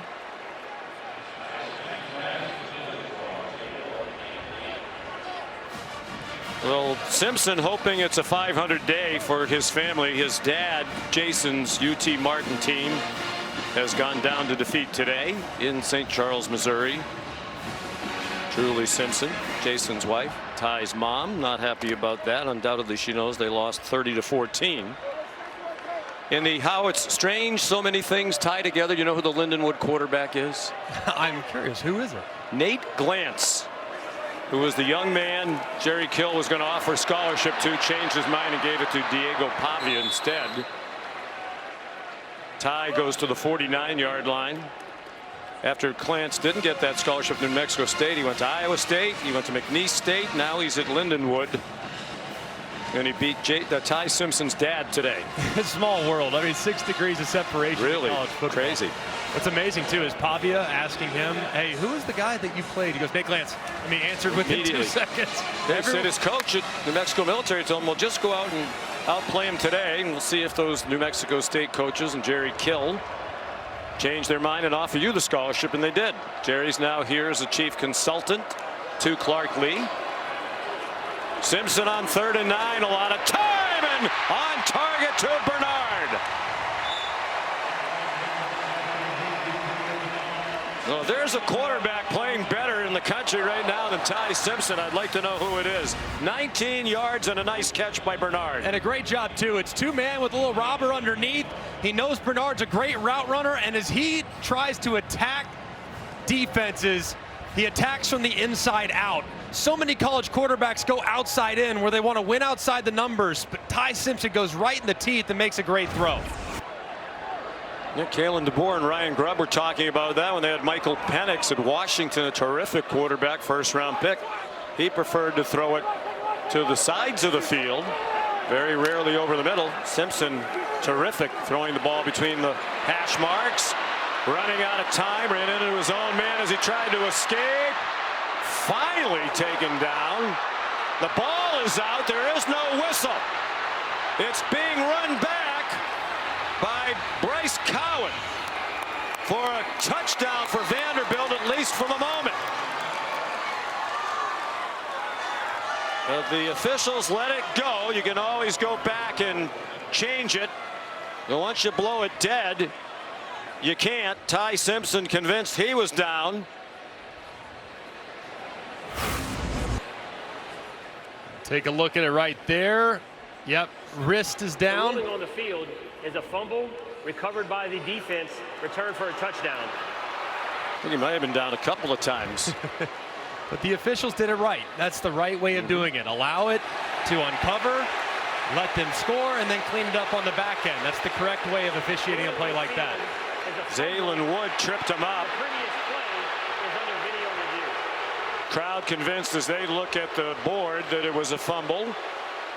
And let's bring in Matt Austin. Matt, what do you think? Well, I do think he ends up being down. Now, the first contact with the ground was his wrist. The wrist is considered part of the hand, so that would not put him down. It would have to actually be his forearm. But as you saw, he stumbled forward. I do think the full forearm hit with him still having control before it came out. So I would think they would overturn this. And the ball didn't come out till his forearm hit the ground.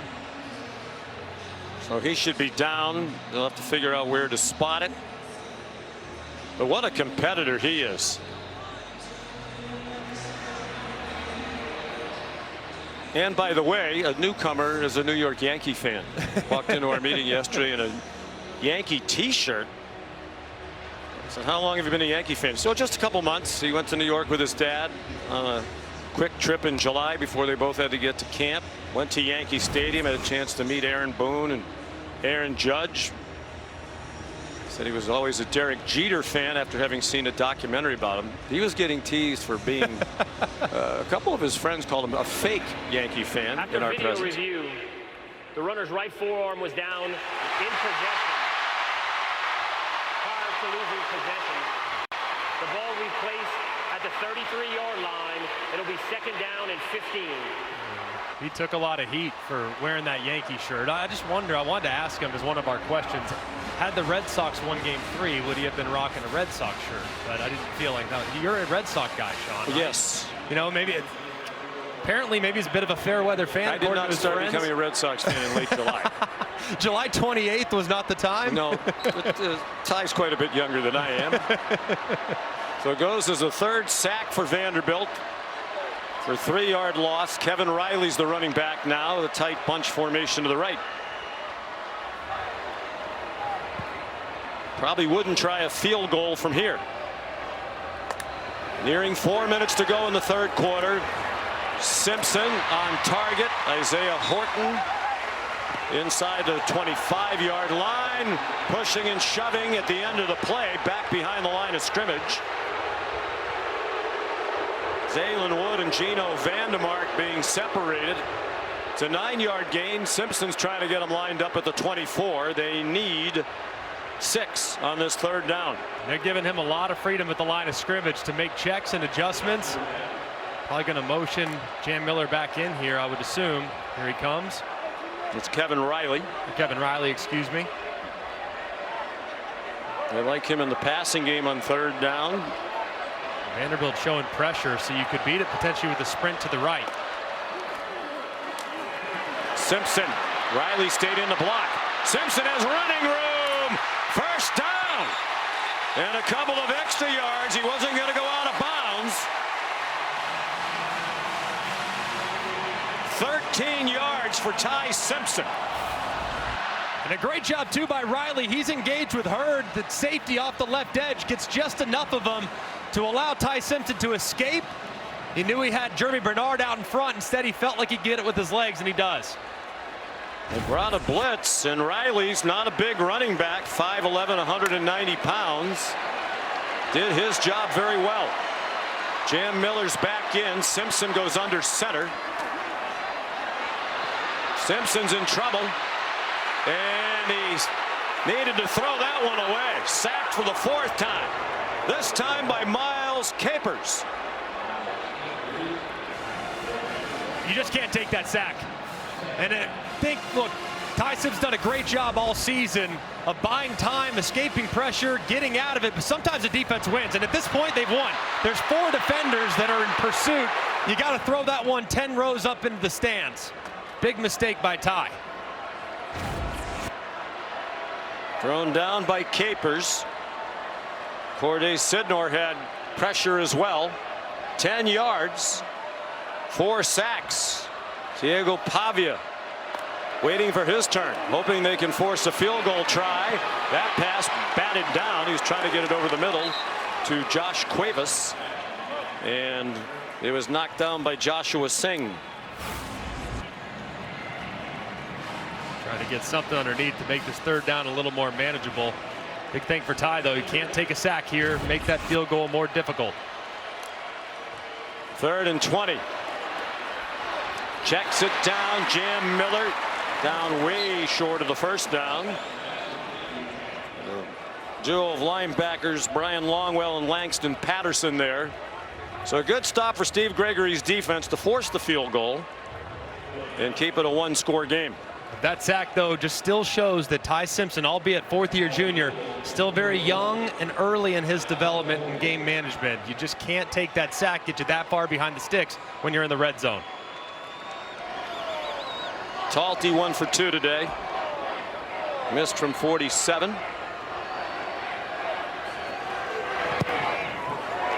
Inside of 40. He's still perfect for the year. That's a 30-yarder. And a 6-point Alabama lead with 1:17 to go in the 3rd quarter. Simpson's thrown for 321. Pavia's turn when we come back.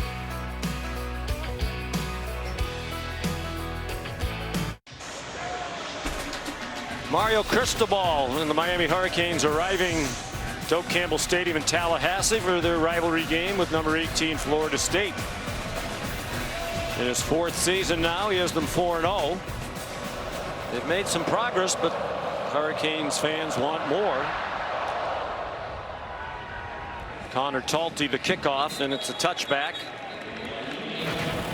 Diego Pavia's had some good moments today. It started early on the ground. The misdirection is a thing of beauty. You roll that running back out to the left, look at him, little cute counter with a lot of green grass out in front. Very nicely done. Then the RPO's been pretty good as well. See those 2 defenders sneak into the backfield, assuming run. He throws it right behind him. It's been pretty efficient, but there hasn't been the big play. They feel like they're much more explosive this year, but it hasn't materialized against this defense. At some point, they got to take a shot. They've done very little since the first 2 drives. Pavia. You think that was a design run? That was kind of like a quarterback draw RPO. So he drops back. You have a guy wide. You also have a guy on the hitch. So if they come up and take the quarterback, you throw it at the hitch. But so far, Alabama, big priority in this game is to be sticky in coverage and don't overreact to him taking off. And they've made plays inside the box because of it.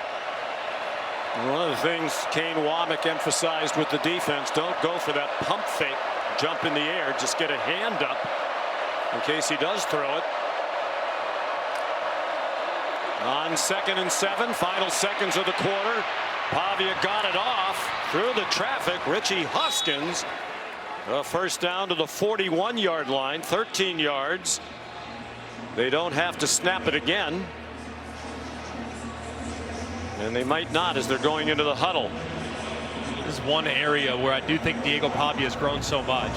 Last year, if the first play wasn't there, he'd take off and run and try to create the big play. Now he's being a little more methodical, and you have to respect the underneath and the downfields. Will they get it off before the end of the quarter? No. 2 field goals for Alabama in the 3rd quarter. Take a 6-point lead into the 4th. ESPN's presentation of college football on ABC will return after this message and a word from our ABC stations.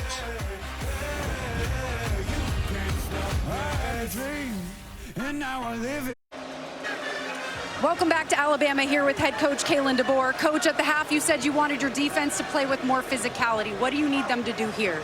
Yeah, they've done a nice job the first 2 drives here, and just got to really continue to do our job, you know, and keep lining up, make them play another play. They got off the field, you know, we got to make sure we get a stop here. Thank you, Coach.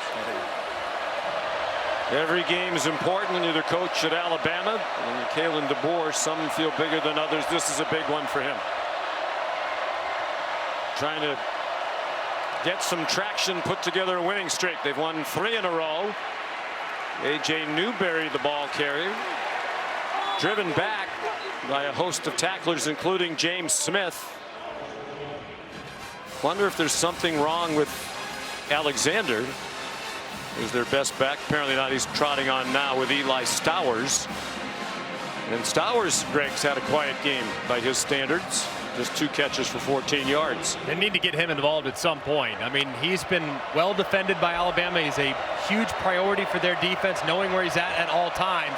He needs to get some looks, though, on a pivotal drive. Stowers had 6 catches last year for 113, a career high in receiving yards in that win against the Tide.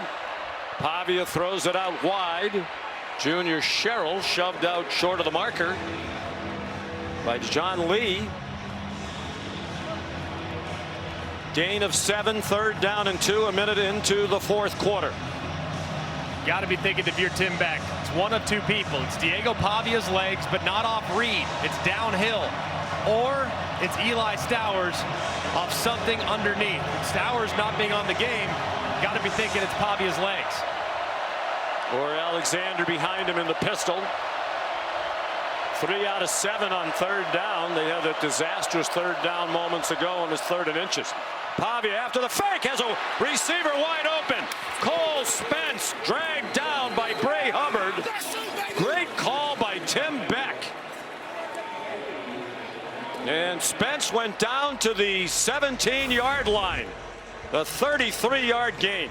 And this is the exact same play that Vanderbilt ran earlier, except they went with the quarterback read. This time they go with the play action off of it. Last time Bama stopped Pavia behind the line of scrimmage. Same look, same everything, except this play action. It's perfectly designed and executed by the Doors. Spence had 1 catch for Clark Lee all season prior to today. He's had 2 for 45 yards. They're at the 17. Cedric Alexander on the left hip of Pavia. Pavia over the middle, intercepted, threw it into traffic, and it got picked off by Keon Sabb.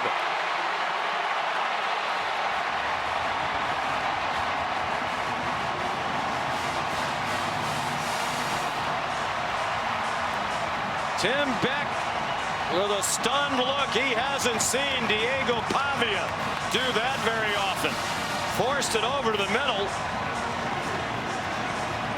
His 2nd turnover in the red zone today. Sabb picked it off and brought it back 11 yards.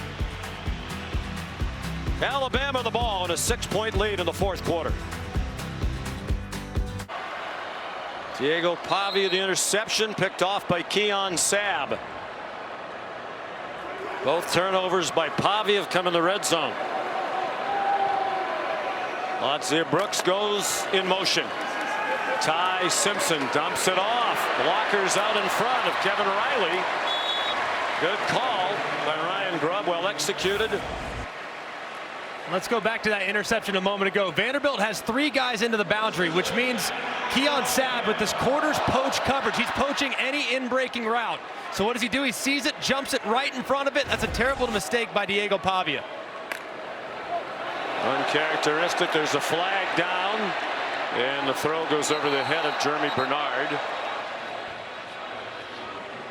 But Vanderbilt was offside. It was a freebie for Offside. Simpson. Defense, number 99. In the neutral zone at the snap.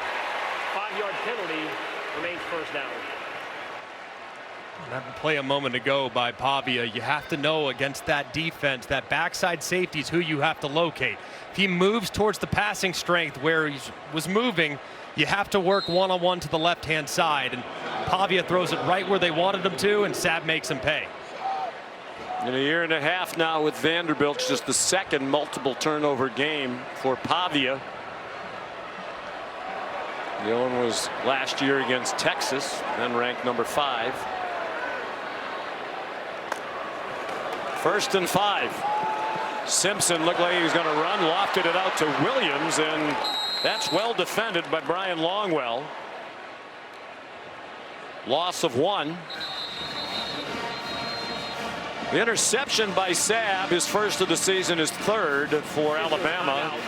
For a defensive player injury. He had 2 last year. He also had 2 for Michigan in 2023 when he was a member of the national championship team that beat Kalen DeBoer in the University of Washington. I know they're very happy to have Sabb back too, because when he was lost last year against Tennessee with the foot injury, big absence in the back end. He's a great presence for him. Colby Taylor is the injured player for Vanderbilt.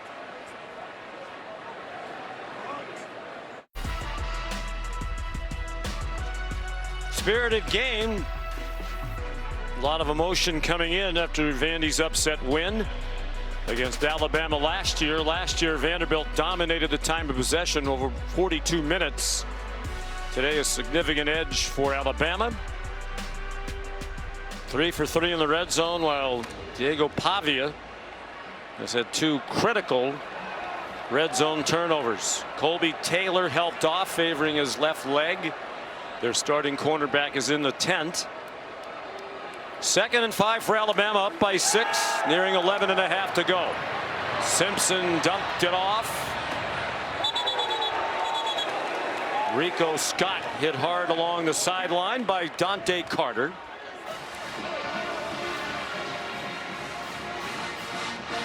Here comes a very important 3rd down for Simpson in the Tide. 3rd down and 5 after no gain on that play to Scott. One thing we haven't seen throughout this game is an option route by Alabama's slot receivers. That's usually their go-to on 3rd and medium. You can build out of a bunch, you can have a condensed formation, but the option route has been their friend. So I'd be looking towards the top, some type of option with Bernard or one of those receivers in the bunch. Jam Miller, the running back. Commodores rush 4. They still flush Simpson. He's running out of room. Dumped it over the middle. 1st down. Isaiah Horton. Again, the ability of Simpson to extend the play, get somebody open, and he found the big target, Horton. He just never gives up on the play. It's poorly protected up front, flushes him into the boundary, but he just gets rid of it before he goes out of bounds. Ty Simpson is growing up before our eyes, man. Jam Miller chopped down after a good 1st down run. CJ Hurd another tackle, 5 yards there.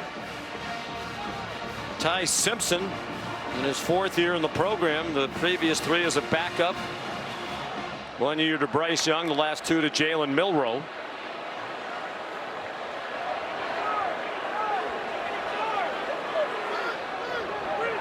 He has become a leader of this team.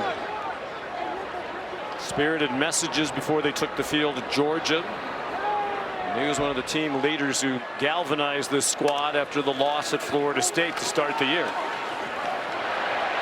Good job by Miller, able to stay on his feet. And they're going to mark him about a foot short of the first down.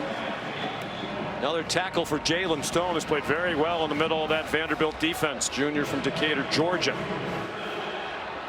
They're lining up quickly. They put Simpson under center. And he found a crease off left tackle for a first down to the Vandy 44. That was a really heads-up play by Ty Simpson. Vandy stopping the QB sneak. Had 3 or 4 guys right inside. So what does Ty do? Sees the bubble to the left over the left tackle. He decided to take that sweet sneak right outside, and it leads to the conversion.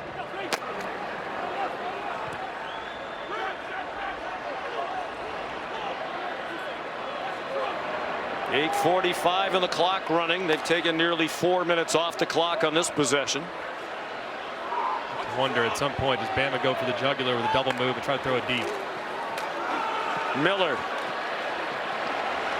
The Vandy defense starting to look a little bit tired, not doing a good job getting off blocks. Over 32 minutes time of possession now for Alabama. And Miller's up to 92 yards on 15 carries. A field goal would be enormous.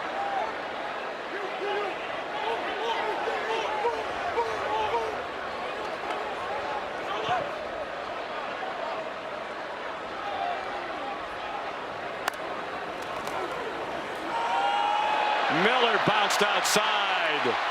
First down at the 30-yard line. Jalen Lackey made the tackle, the cornerback. 9 yards. That gets Miller up to 102. This is a great job by Jam Miller. You'll see the defensive end work inside. He bounces it to the outside. This is beautifully done. Kind of sets him up, very patient.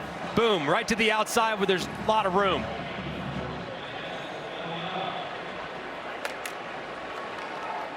His second career 100-yard game. Had 140 against USF last year.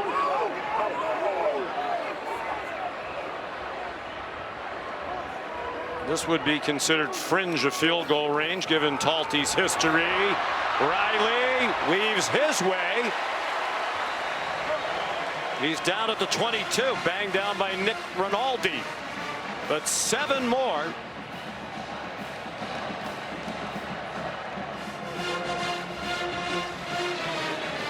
This is just a statement drive from Alabama.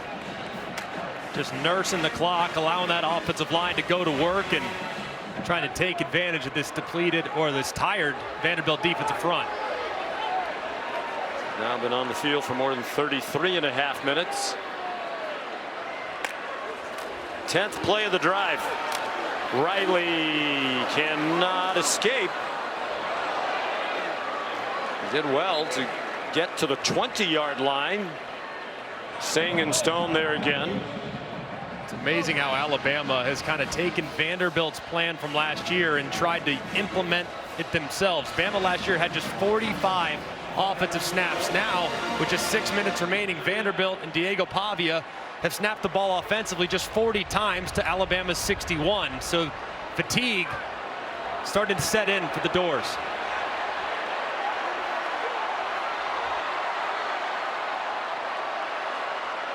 Lots of maneuvering. Simpson runs under center.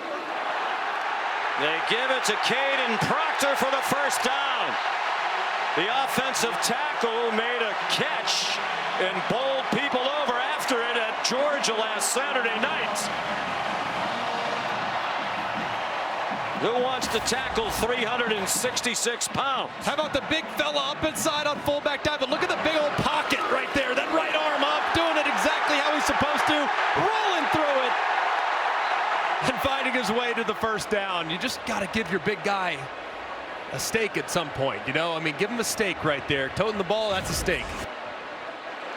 6'7", 366. Junior from Des Moines. Miller. Some nifty play calls by Ryan Grubb. And here's a look back at Last week, second quarter, final seconds of the quarter. Proctor to the 2-yard line from the 13. They scored a touchdown on the next play. Holly Rowe reported, and part of that was reward for the great job he's done losing weight.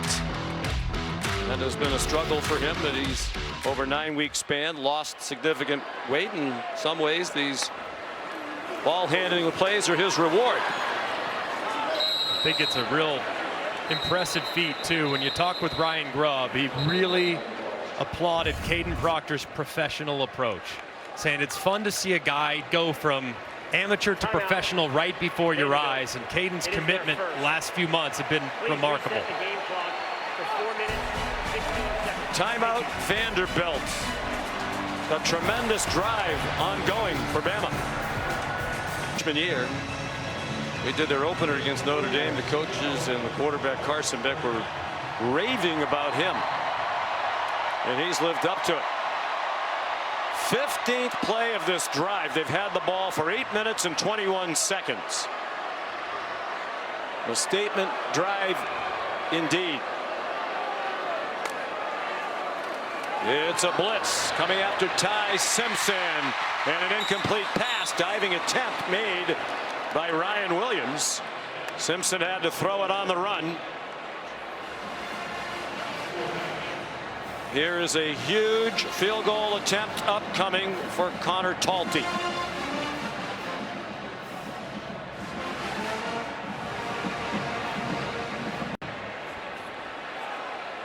Keep an eye on Emmanuel Davey.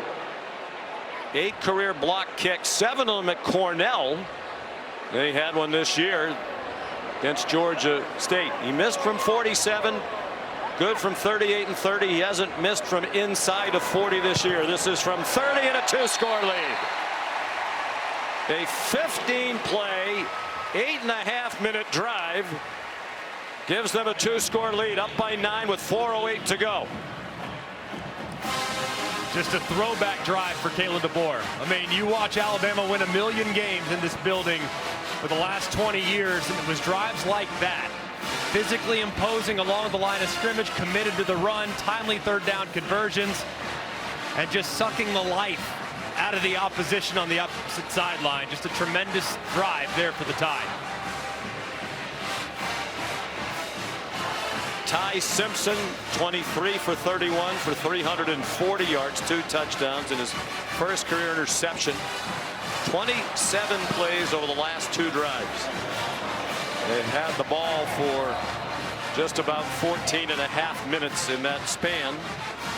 Talty will kick off to Trey Richardson.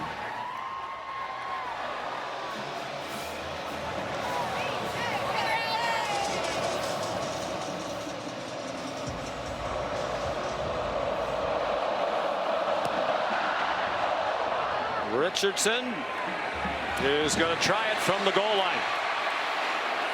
Lazier Brooks slowed him down initially, bounced off a second hit as well.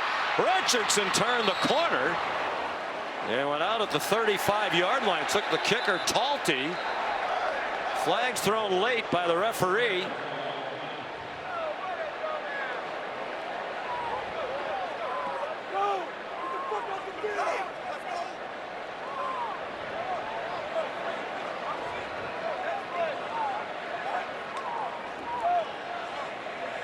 In a low penalty game, something we haven't said very often this year. Personal foul, unnecessary roughness, receiving team number 92.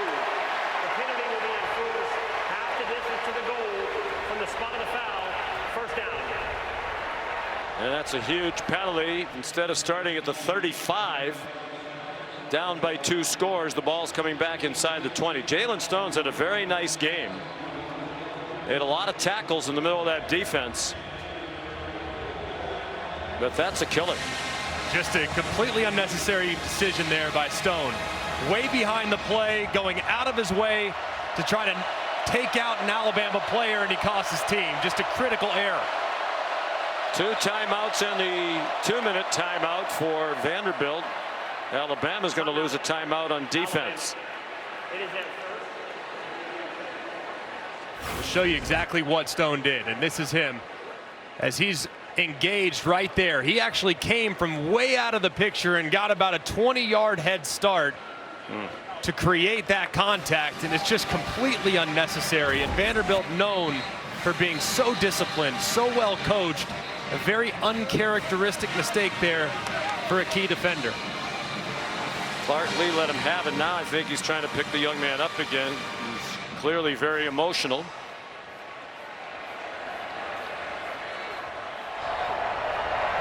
It didn't look like a lot to me. I mean, it did happen when the return man was out of bounds, but looked like there was a little help in selling the call from the Alabama player. So 1st and 10 after the Bama timeout. Pavia had to get rid of it. Intended for Junior Sherrill.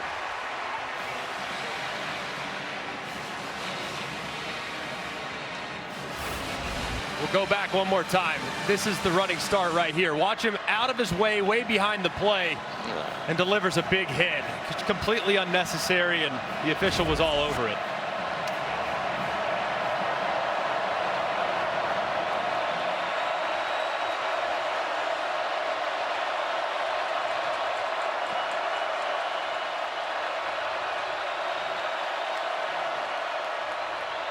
Pavia chased out of the pocket, puts his head down and has, we believe, a first down. He does at the 25.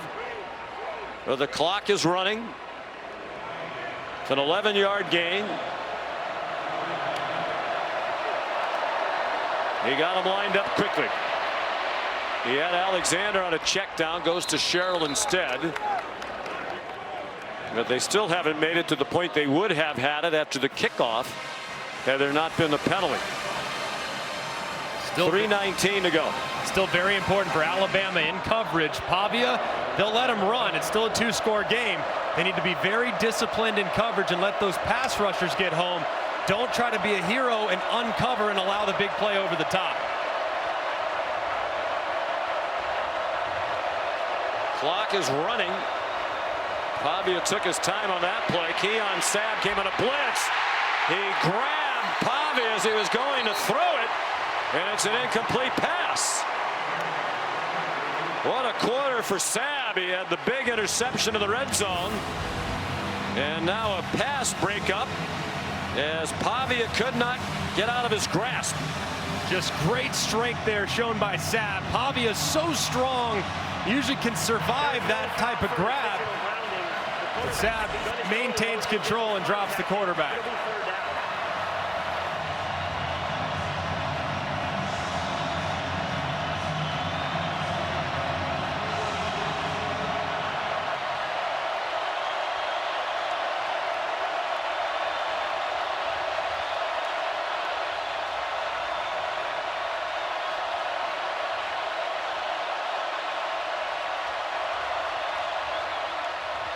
On 3rd down and 5, he has a man open, and it is caught, said the officials, by Trey Richardson. Alabama sideline nearest to it. Thought that bounced in. Pavia is going to get him lined up quickly. That's not a catch. The ruling on the field is a completed catch. The previous play is under video review. And it shouldn't take in review. It was pretty. As a matter of fact, you could read Kalen DeBoer's lips. You saw that, saying to the line judge right in front of him, Jeremiah Harris, that was clear as a bell. Very clear, but actually in some ways a bit of a blessing in disguise for Alabama's defense. Now their pass rushers get 30 seconds, 45 seconds to kind of catch their breath, calm down a little bit, and then re-rack for that final push. So I think in this situation, while frustrated it's not called correctly initially, it does actually help Alabama's defensive front some. You saw that.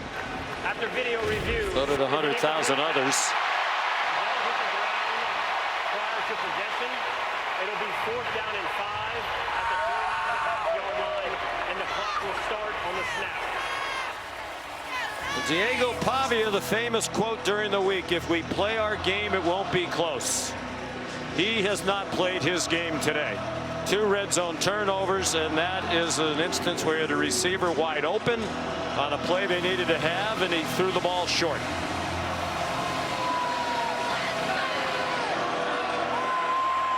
Opportunity to end the game now for Alabama. This is where your pass rushers have to shine. Keep an eye on Yonze Pierre, 42.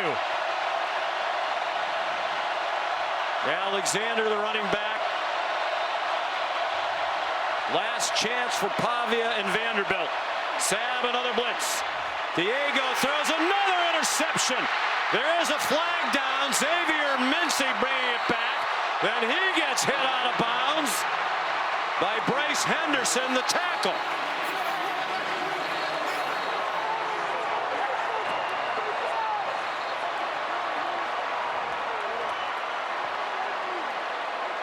There are 2 flags at the play. There was 1 down while the ball was still in play.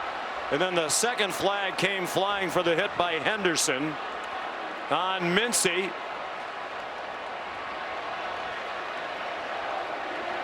Now, I guess in that instance, Greg, you can't blame Pavia. I mean, it's 4th down. You got to throw it someplace. You have to make a play, take a chance. There are fouls on each team during the play. Prior to the pass, holding. Defense number 14.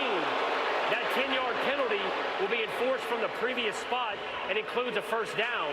After the play, personal foul, unnecessary roughness, passing team number 55. The 15-yard penalty will be enforced after enforcing the defensive hold. First down, Vanderbilt.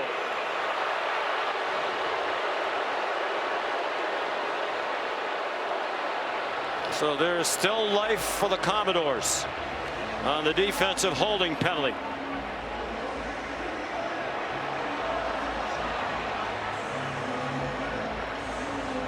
I think they might have called the wrong number because it looked like it might have been Mincy who was the one that ultimately made the play. It looked like might have grabbed the jersey as the receiver was trying to break free, but in return, the late hit backs Vandy up again. Yeah, the 2 personal foul penalties have been huge. The one at the end of the kickoff, and that hit out of bounds. They have the ball, but they're back on the 25-yard line and running out of time. 2.5 minutes to go. Richardson, transfer from Division II Washburn in Kansas, gets 6. Justin Jefferson, another tackle. Pavia gets them lined up quickly. The dink and dunk isn't going to get it done. He has Stowers running down the middle of the field. Went over his head and threw it to Hoskins instead. Too high for him. Jay Kirkpatrick Jr. part of the coverage. They had plenty of crimson shirts around the Vanderbilt receivers.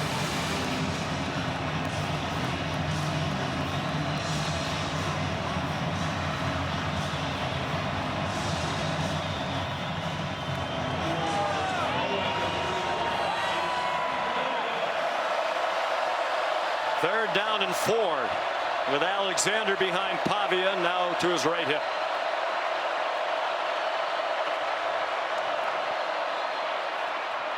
Stowers the catch. They get the first down, get a fresh set of downs, and that'll get them to the 2-minute stoppage. This is the 2-minute timeout.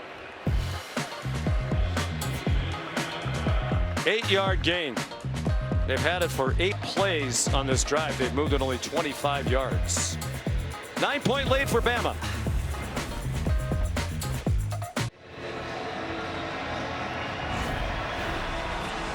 You're watching the SEC on ABC. The big number today, the 36-22 time of possession for Alabama. That was under 18 minutes in the loss to Vandy last year in Nashville. 1st and 10, Vanderbilt down by 9 with 2 minutes to go from their own 39. Pavia taken down by Justin Jefferson.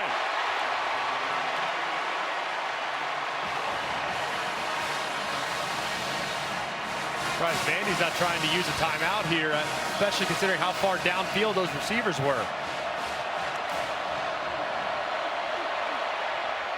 That's through the hands of Stowers, who has not had a good day. They've had this ball for 10 plays. They've moved it 14 yards. 2 personal fouls hurt. Vandy desperately trying to get to 6-0 for the first time since 1928. Really up against it now with 1:34 to go. You can just anticipate at this point, Bama play prevent defense the rest of the way.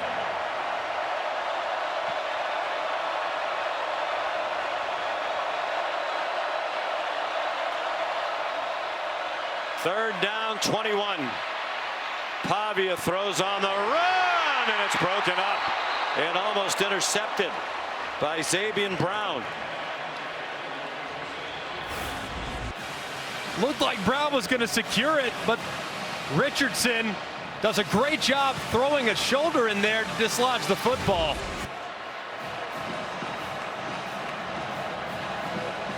They had an interception on this possession taken back by the holding penalty. Very nearly had another. And again, a last play for Vanderbilt if they don't convert. Pavia is 3 for his last 12 for 19 yards and an interception. Alabama back deep in coverage. They got close to him with a 4-man rush, and Stowers couldn't make the catch. He would have had the first down. He did not hang on. Like his best pal Pavia, he has not had his best day. The Commodores with 2 timeouts left. Kane Womack's defense with a big performance today. And Alabama's on the verge of 4 wins in a row and going to 2-0 in the SEC for the 9th time in the last 10 years. And it was a great effort by Stowers and Pavia just to give him a chance on 4th and forever. And Kane Womack has done a fantastic job throughout this game. Got gashed early with a couple big runs. Defense then settled in. He made some tweaks and adjustments. Secondary played better in run support. And they, for the most part, shut Vandy down these last 3 quarters. Out of the gun, Jam Miller to the 24. Clark Lee will use one of his 2 remaining timeouts.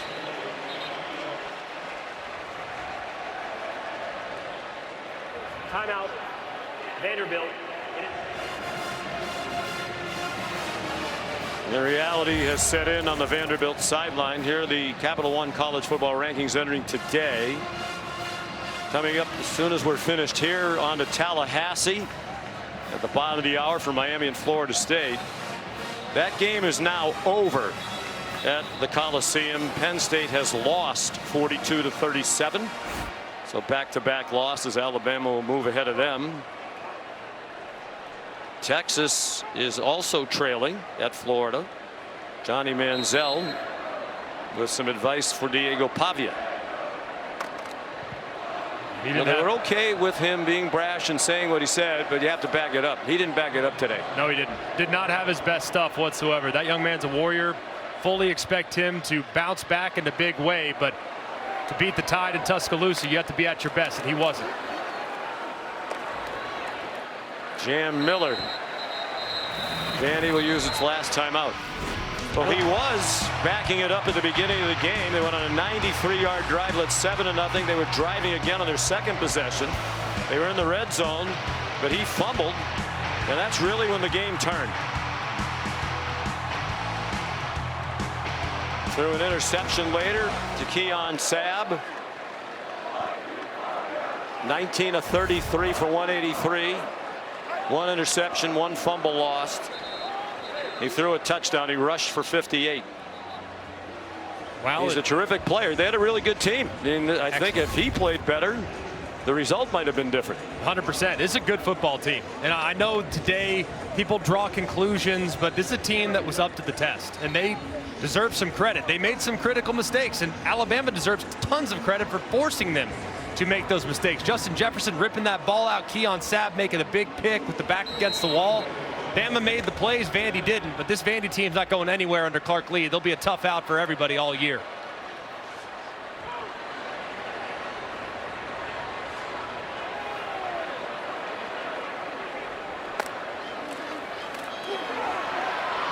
Miller stopped short of the first down. I would think you go for this. You wouldn't risk a field goal, risk a block. Even if you don't get it, you're still up by 2 scores. They have no timeouts. They're going to have no time on the clock. So the offense is going to stay out there. Well, you live here, you played here. What's the temperature now of Kalen DeBoer? Well, I think people are starting to see the fruits of the team's labor. And I think they're starting to see, hey, is a team that can go and compete and play with anybody. And I think since the Florida State game, which was a rude awakening for everybody, the response has been tremendous. The edge that you've referenced throughout the show, Sean, has been tremendous as well. And they have an inspired team with a great leader and a great coach and a quarterback that's playing as well as anybody in college football right now. Well, Ty Simpson said, and we asked him, does it bother you and your teammates, the heat that Kalen DeBoer is getting? He said, well, it would have happened to anybody who replaced Nick Saban. He said people doubt him because he's not Coach Saban. People are doubting us, and we really have just tried to block it all out. We're playing for each other and for ourselves. And I think back to what the great Bill Parcells used to say all the time, you are what your record says you are.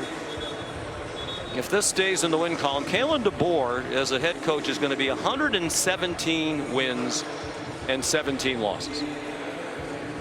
Even more impressively, his performances against AP ranked teams. Well, he's going to go to 13-2, which is the best winning percentage of all time in ranked against ranked matchups. And one of those losses was the national championship to an incredible Michigan team, and another was at Fresno. The guy could flat out coach ball. He sure can. And he's a great person, and he's going to have a touchdown from Jam Miller.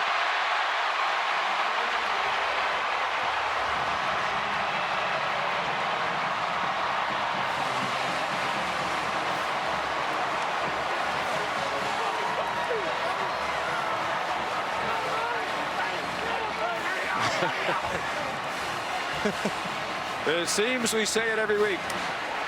That score was meaningful to a lot of people. Many people. Many people. A whole bunch of people.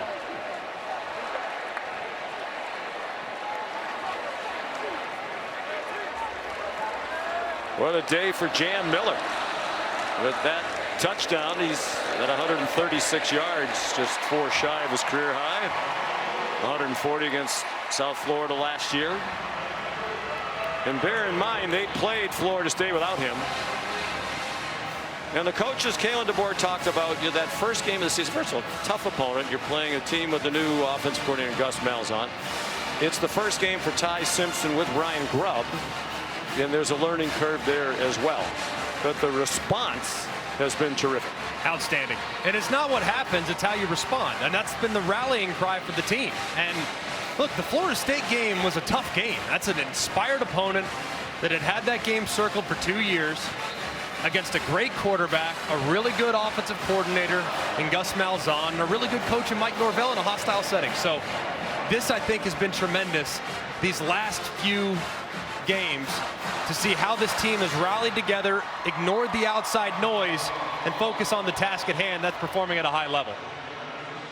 Simpson was terrific. I do think the biggest play of the game was made by Justin Jefferson when he ripped the ball away from Pavia.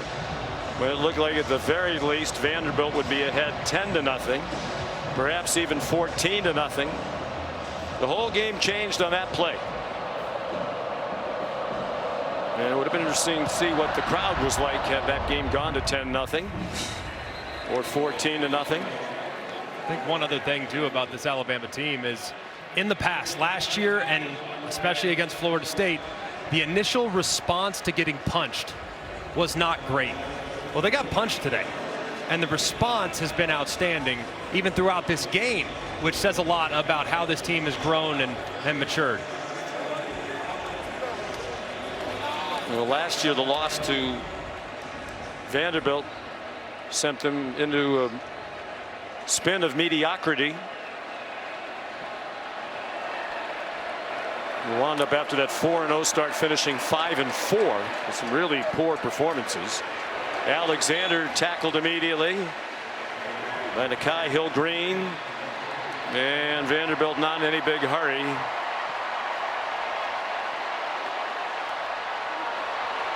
Last play, barring a penalty, Pavia on target. Bryson Coleman swung down, and that's it. Ty Simpson. And the Crimson Tide now 5-1 against ranked opponents under Kalen DeBoer. They've won 4 in a row since the opening loss at Florida State. Big day for Jam Miller, the difference maker.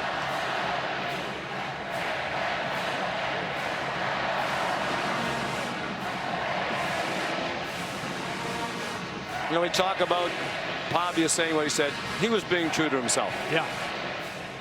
And I don't think Clark Lee would want to change that. Matter of fact, he said he had no problem with it, and he'll continue to be that way. And it's that attitude that has helped turn this program around. No denying that. And you also saw how many Alabama players went over to dap him up. There is respect that Alabama has for that young man. There is. There's a lot of respect that they have. Tim Keener right there, one of the captains for the Tide, going out of his way to go tell Diego, hey, keep doing your thing. Because while it might have galvanized Bama, some of his messaging this week, they also recognize the talent he has and the chip on the shoulder that he plays with. How much more could his comments really have galvanized them? I mean, they lost to this team last year. Clark Lee showing his respect for Ty Simpson, deservedly so. Ty Simpson is vaulting to the top of a lot of Heisman lists, and he's with Molly. Thank you, Sean. Ty, running back Jam Miller with that touchdown to seal it, over 100 yards rushing today. What kind of physicality did you see from the line of scrimmage in the run game today? Yeah, you know, we challenged the guys up front all week, right? You know, everybody was like, they can't run the ball, they can't run the ball. Well, you know, we ran for over 100 yards a night, man. The guys up front did such a good job. You know, really proud of Jam and Kevin, the way they run. But all credit to those guys up front. We couldn't have done it without them, and, you know, I'm really, really proud, and we just got to do it again next week. Vanderbilt punched early, but you guys certainly punched back. What kind of maturity did you see out of yourself in this group? Yeah, you know, I say all the time, right? Like, our group is resilient, you know, through all the stuff that we've been through. And I told them on the sideline, like, hey, it's going to be a heavyweight fight, man. You know, we got to keep punching. Mr. Man!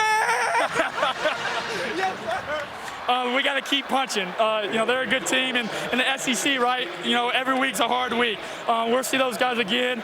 I mean, just a ton of respect for those guys, but a ton of respect for my teammates. Your defense with timely turnovers that changed this game. How motivated was that group today? All week, man. They were so motivated. I'm so happy and so proud of them. You know, Coach Womack did such a good job in the defensive staff. D-Law and Tim Keenan, hey, appreciate it, man. Appreciate it. Thanks.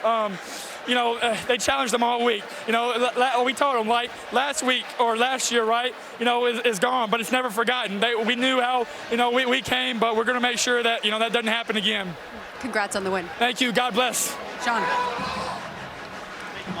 Likeable young man, first year as a starter. He's become a team leader and one of the best quarterbacks in the country. Alabama starting to look like Alabama again. 486 yards of offense, big plays by the defense. It started well for Clark Lee, but Jefferson's strip turned the game around. Final score, Alabama 30, Vanderbilt 14. For Greg McElroy, Molly McGrath, Sean McDonough. So long from Tuscaloosa. Let's send you to the studio. Here's Kevin. Sean, thank you so much.